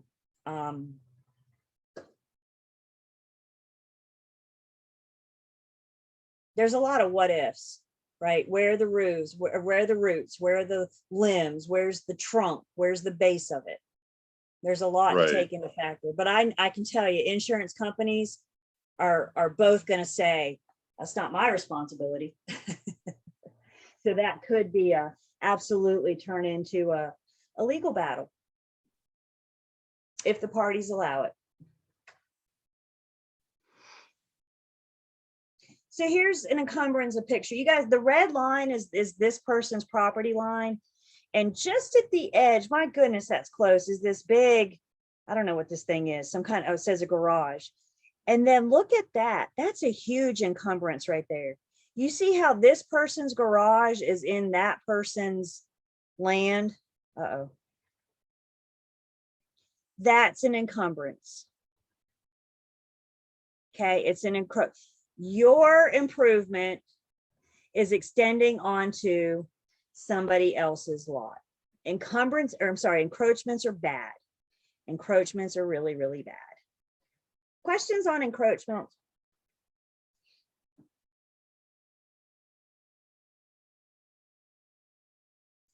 If my fence is on my neighbor's property, does my neighbor have to pay to take that part of the fence down? Well, that would be ideal, right? But can you make anybody do anything? If they're not willing to do it on their own, who can make them do it? The judge. If two parties can agree to agree, the judge will determine it for them. The judge will decide for them. So yeah, you go knock on the door and say, hey, yo, your fence is over here, take it down. I'm not gonna do it. Alrighty, then I will see you in court.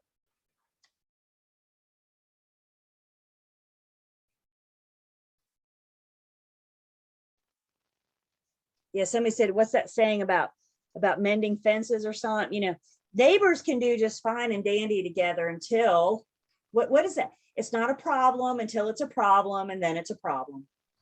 That fence may not be a problem until either one want to go to sell. Maybe you and I are neighbors and we're friends, and it doesn't bother me and it doesn't bother you, but then one of us goes to sell. Now it's going to be a problem, right? Because the new owner may not be on board with this. The new owner may not be able to get title. Even though we've had a handshake agreement over the fence, the new owner may not be on board with that. Can I take the fence down being that it's on my property without my neighbor's permission? I would be prepared for legal action on that one. Can you go out there with a crowbar and take it down? I would not recommend that. I would suggest handling it in court before you get that far. But garages, sheds, yep. Although it's an encroachment, it's still somebody else's property. Question. Yes. This may relate kind of to the question about a tree, but let's say you have something in, you do an improvement on your property, but it affects your neighbor's property in a negative way. Like, let's say there's a driveway and there's a large paved area, and then let's say the water basically causes drainage issues to your neighbor's property, or their basement starts, I mean, but it's on their property, so they're not encroaching with their, but it gravely affects the other person's property. That would be a court issue, I guess, because. Probably. Remember back in unit 2, we talked about lateral support. So Yeah. lateral support says you have the right, whatever I do on my property shouldn't negatively impact yours. Right, So okay, what you could do is probably take me to court and say, I've negatively impacted your lateral support, right? gotcha. Thank you. Okay.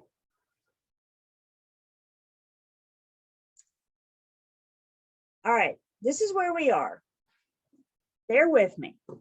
I want to have a quick, we're going to end here for today, but don't go anywhere yet. Please don't hang up just yet. We're going to end here for today, but I want to talk about what next week is going to look like. Let's talk about first off what you're doing for homework this weekend. If you haven't sent me your introduction yet, please do so.